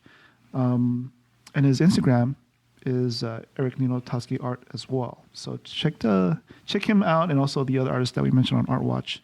You won't be disappointed. These are all artists that we've been following online for a while, and they're consistently bringing in the thunder. So, and speaking about thunder. It's the Thunder Round. So Thunder Rounds usually are a round of off the beaten path questions. This one will be short and sweet, hopefully. But anyway, the first question. Unfortunately, Bill Paxton just recently passed away. Right. So rest in peace, Bill Paxton. What are some of your guys' favorite Bill Paxton movies? Well, his genre work was so important. Obviously, he got on most people's radar with Aliens, and I mean, just pretty much became an indelible character actor ever since that game over scene, man.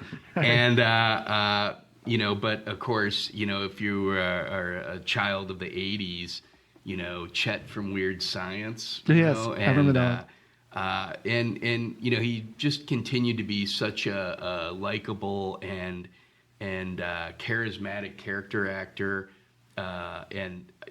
One highlight for me, which I think is a little criminally lesser known of his career, is the movie he starred in and directed, Frailty, which is just a great, just tough to watch at times horror movie.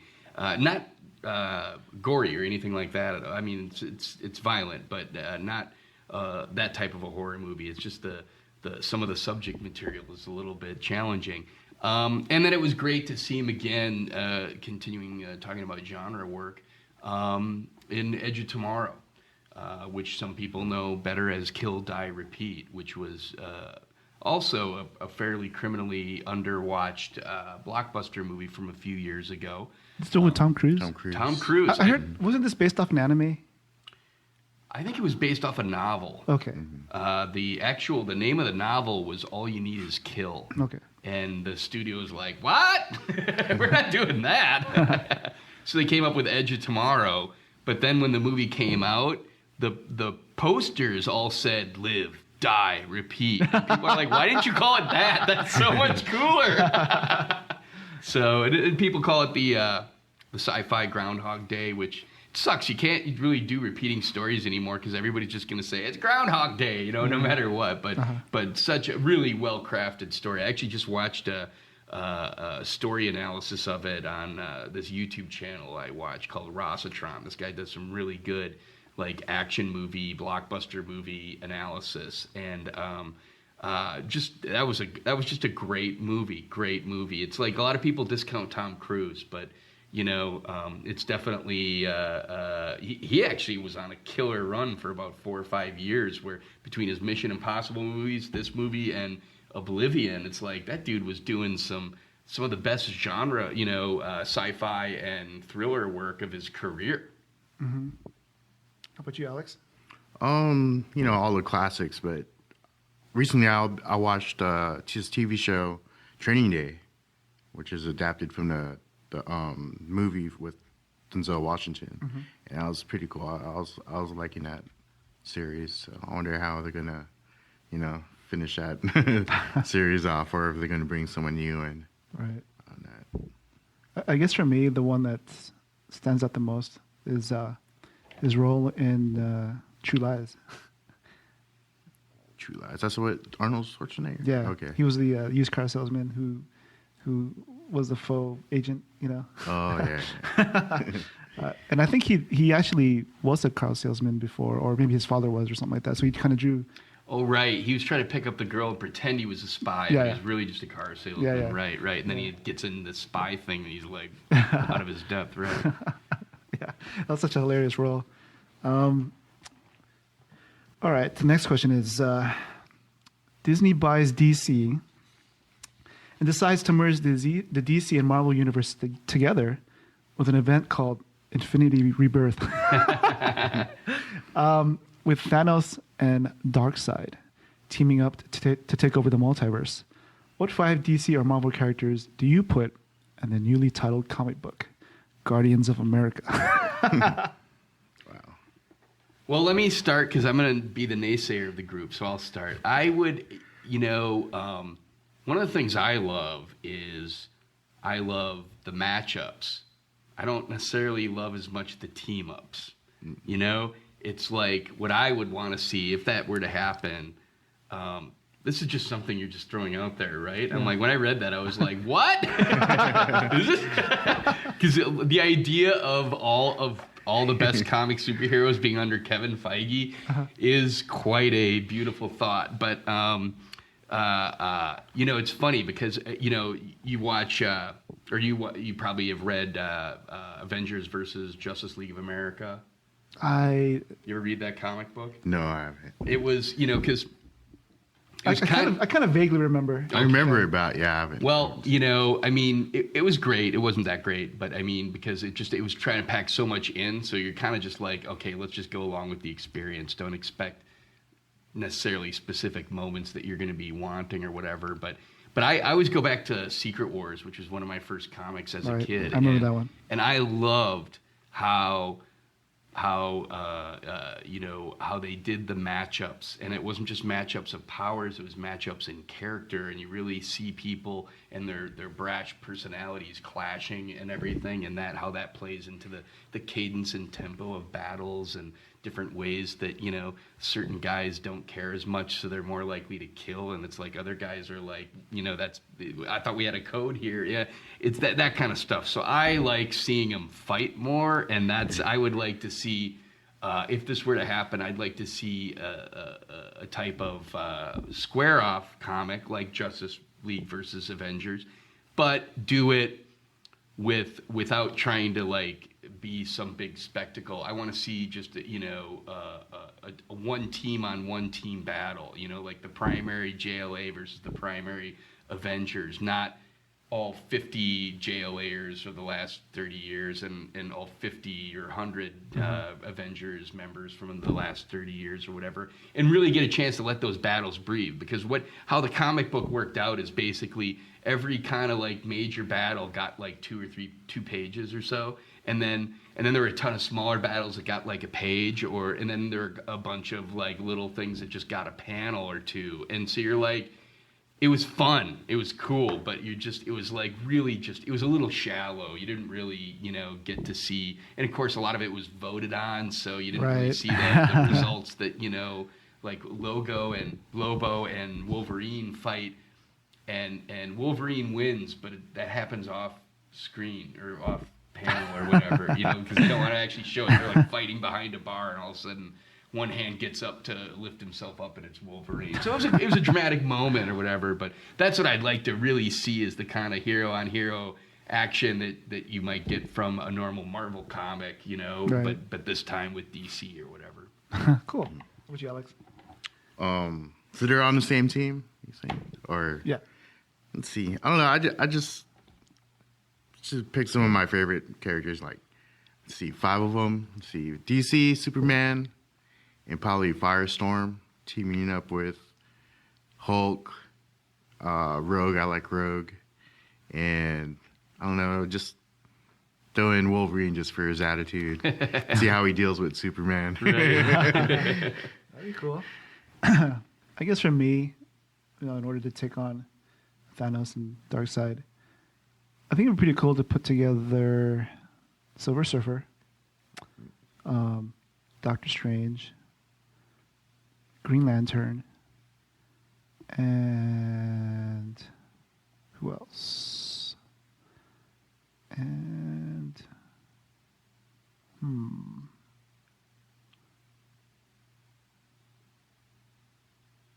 let's say So you're considering their powers. Yeah. I think. Oh, and Raven. So we got some cosmic and some magic, and then to lead the team would be Nightwing. I've kind of become a Nightwing fan thanks to Jason Inman from the Geek History lesson, and they were a recent podcast guest for their Jupiter Jet comic book Kickstarter. That was a pretty cool episode. Mm-hmm. So yeah, like Jason, I think his favorite character is Nightwing.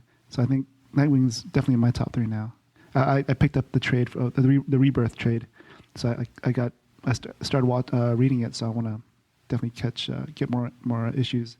So yeah, so that'd be my top 5 for taking on Thanos and Darkseid. The next question is, you're going to be flying to Japan because you finally scored a reservation at Sukiyabashi Jiro, the 3 Michelin-starred sushi joint in the subway station that was featured in the documentary Jiro Dreams of Sushi. It'll be about a 12-hour flight, assuming you sleep 6 hours.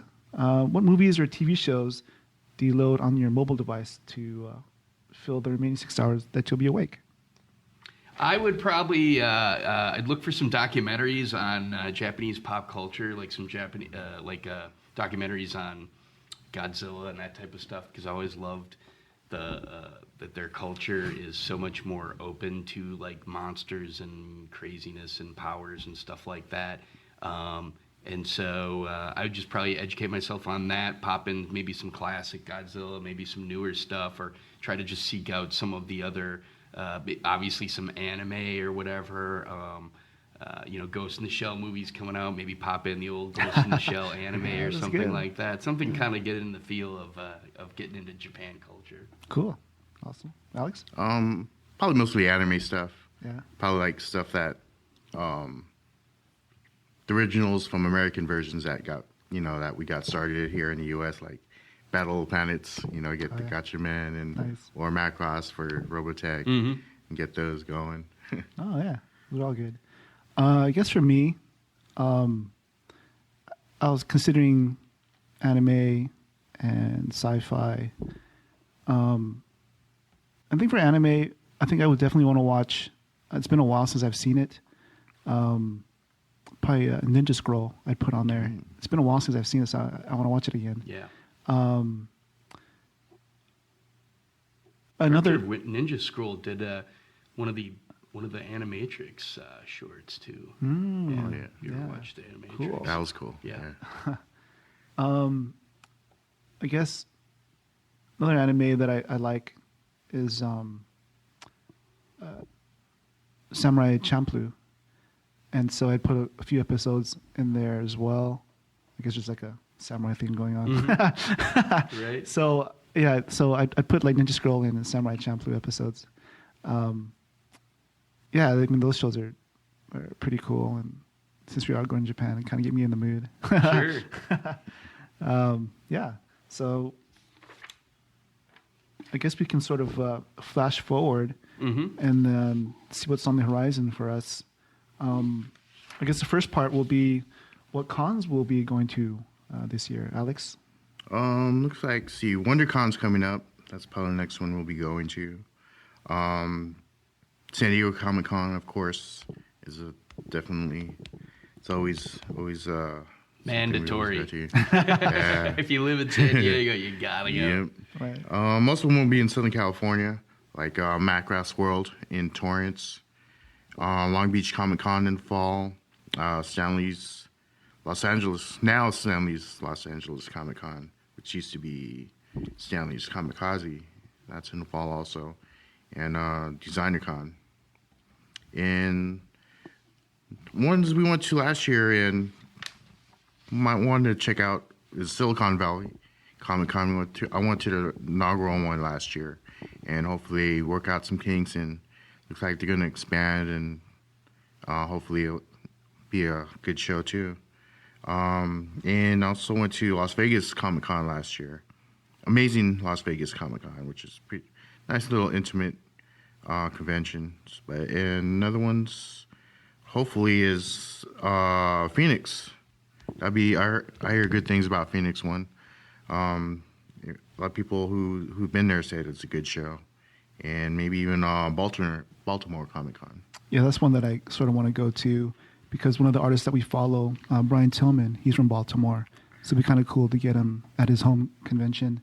And then I mentioned the Mighty Jerd, Jeff Muller, he's from that area too, so it would be kind of cool to maybe do like a SDCC Fit segment with him or some other, we can do like a live show at a grocery store and go shopping and then cook something, as part of an SDCC Fit video or podcast. That'd be kind of cool. All right, so the next thing we're going to be talking about is San Diego Comic-Con badge sales.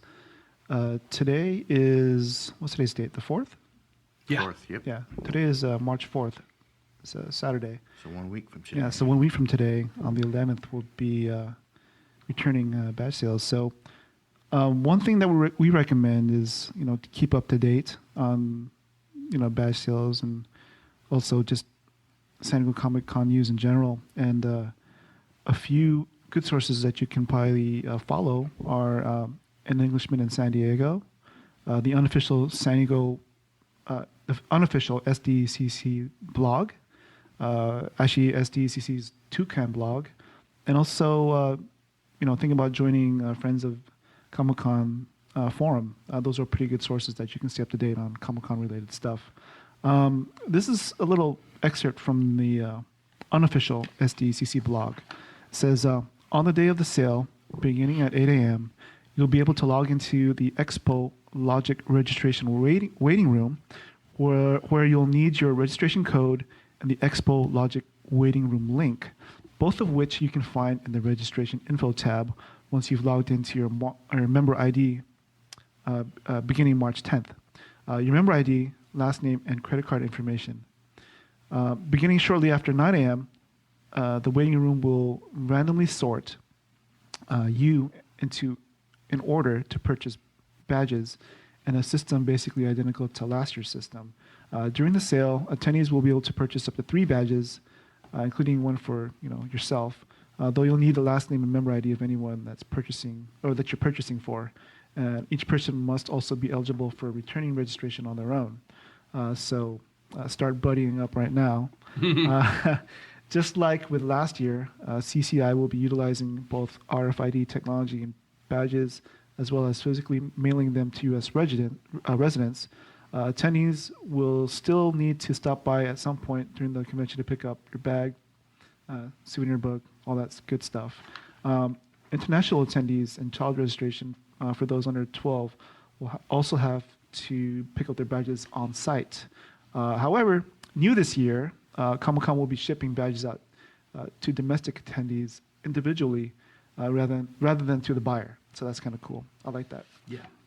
So make sure your address is updated in your member ID.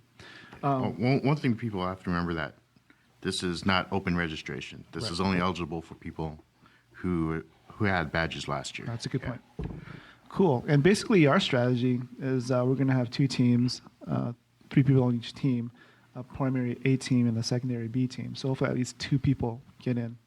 That way, since you're only limited to 3 people, 3 badges per purchase, hopefully if 2 people get in from our group, then we'll be pretty much covered. I guess we'll probably stay in touch through Facebook or something like that.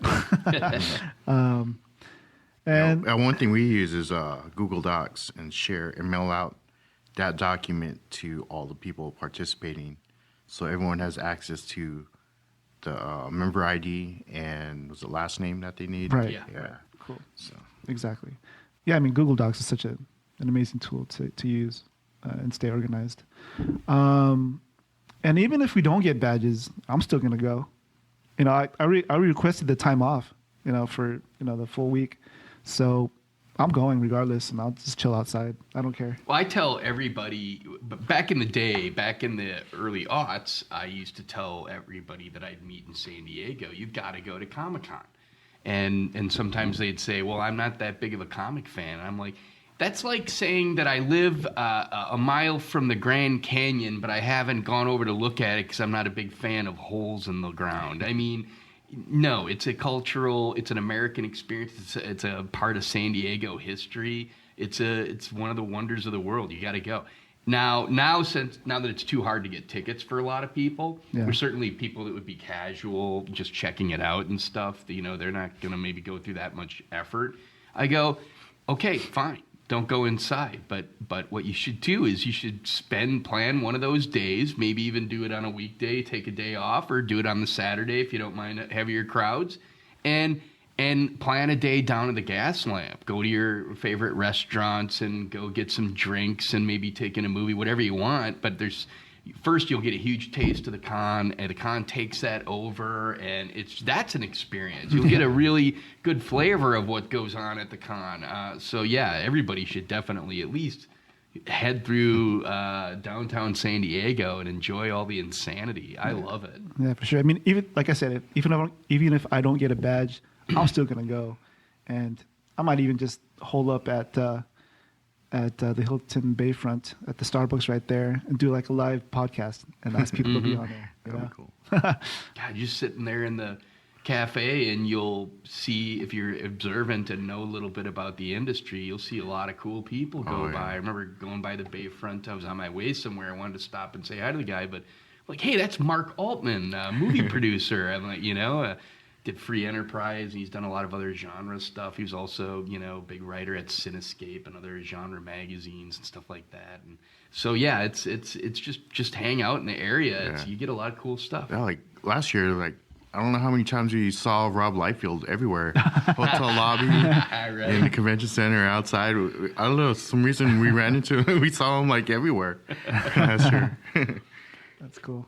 And of course, we'll also try to apply for press. So even if we don't get badges through the returning badge sale, maybe we'll get lucky and they'll accept our press this time around.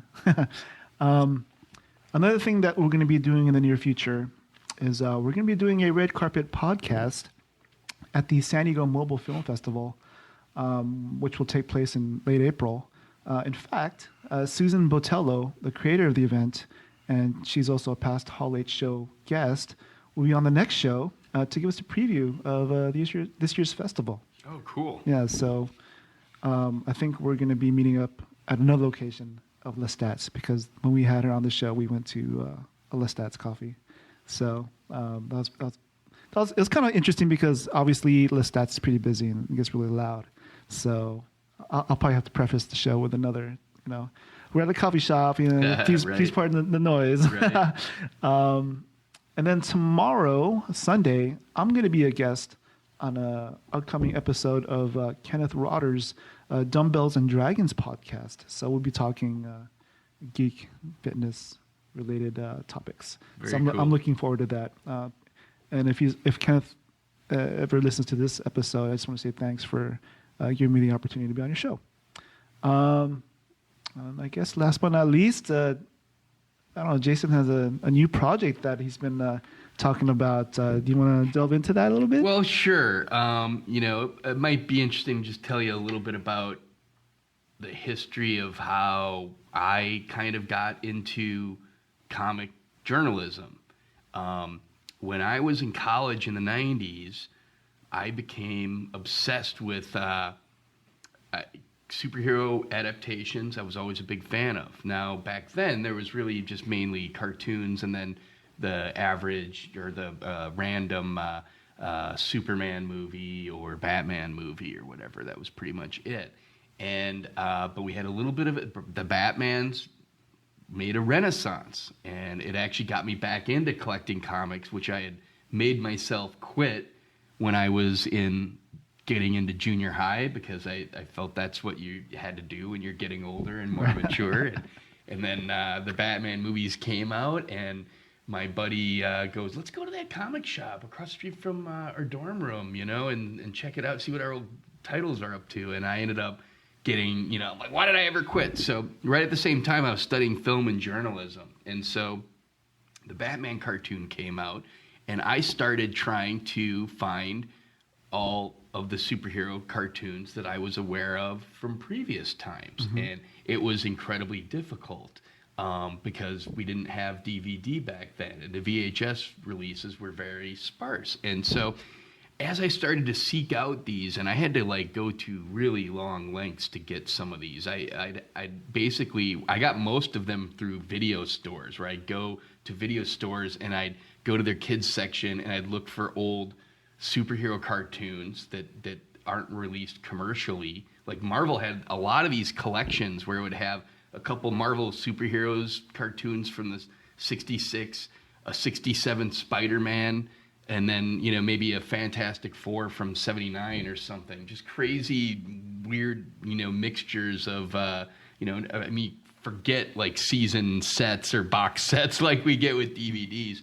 So as I was seeking all these out, I at the same time I was studying film and journalism, and I had this film class that was studying. It was called Script to Screen, and you study a work of fiction and then the adaptation into that becoming a movie. And so the obvious thing would be novels or novellas and such. But we looked at plays, we looked at poems. We looked at an Edgar Allan Poe, The Raven production, which is a really interesting short film done in I believe it was the 60s, with James Mason as the narrator. Anyways, so we were studying that adaptation process, and at the same time, I'm in this little personal passion project to obtain and analyze all these superhero things, and the two things just kind of melded. And ever since then, I was fascinated specifically with, I'm still interested in all of adaptations, but with the adaptation of comic books and superheroes and all of the different decisions that they make, what they take, what they leave, what they create new, and all of the different ways that can be successful or not successful. Generally, the more they stay true to the source is the more successful you can be. But obviously there are cases where they don't, where they either have to change it and it works, or they don't have to, but it still works. Adding Harley Quinn to Batman the Animated Series wasn't something that they really needed to do. Paul Dini wanted to make a sidekick for the Joker, but it turns out it was a great, great addition to that show. Right. Not always the case. A lot of times they create some stupid, goofy sidekick for comic relief, especially if you go farther back in history, because the network executives think you've got to make stuff for 3-year-olds, for 5-year-olds, when really their target audience would be 8 to 12 or something like that. Okay. So I started doing some journalism, just started submitting to websites, and I started doing some documentary work, doing interviews. Every time I'd go down to Comic-Con, I'd bring my camera and I'd try to get interviews, but I wasn't really getting much production work done because I didn't really have my format. I was trying to make long form documentaries, which is difficult, and so I finally decided to start getting involved in putting my material out on YouTube in shorter doses. And so that's a project I'm launching. Hopefully by the end of March here, we will have my new YouTube channel. What's it called? It is going to be called Hero Journalism. All right. Which, to me, I love that because I'd actually done it. I had a website on it back in the aughts for a little while, and then I let it go, and then a squatter came and took it or whatever. So I've gotten it back, but I love it because hero, to me, symbolizes, it's not just comic books, but it's kind of genre entertainment because though comics are certainly a specialty, I'm a big fan of all cinema, of all pop culture, but certainly I studied film history, all the sci-fi, that type of stuff. I feel, you were talking earlier in the podcast about how Arlen Schumer was talking about the level of crossover between these different... That's Bob Salkowitz. Oh, you're right. Yeah. Rob Salkowitz. I'm sorry. Was talking about the crossover of the different, specific genres, within this genre entertainment. Mm-hmm. And I think there's a lot of crossover there, between them. So it's something I'm really excited about. So Hero, obviously the core of that is comic books or mm-hmm. whatever, but to me it kind of symbolizes all of genre entertainment. For sure. But one thing is I was always serious about the analysis about it. Certainly a lot of it's my opinion as well, but to me I come into it as a journalist. So it was important to include that in that. So it's going to be herojournalism.com and my Hero Journalism YouTube channel. And I'm really excited to collaborate more with you guys on that for sure. as well. Yeah, we're looking forward to it. Yeah. Can't wait. I think that's it. So thank you for listening to the Hall 8 show. As you can see, we totally dug San Diego Comic Fest and we're ready, excited for next year's show. Yeah. Yep. Frankenstein. We're glad this was the first con of the year for us, and we're going to continue to get SDCC fit for the long con season ahead. Also, since our mission is to put the mainstream Hall H spotlight back on pop culture, back to the artists, writers, and other creatives, especially emerging talent and ones we think deserve more exposure, please make it a point to visit Artist Alley at all the conventions you plan to attend this year. And if you are listening on iTunes, we would appreciate a rating and a comment. We are always looking for interesting guests to have on the show. So if you have any suggestions, please reach out to us on social media using the hashtag Hashtag Hall 8 Show. Peace, cheers, and artists assemble. Artists assemble. Thanks for listening. Peace.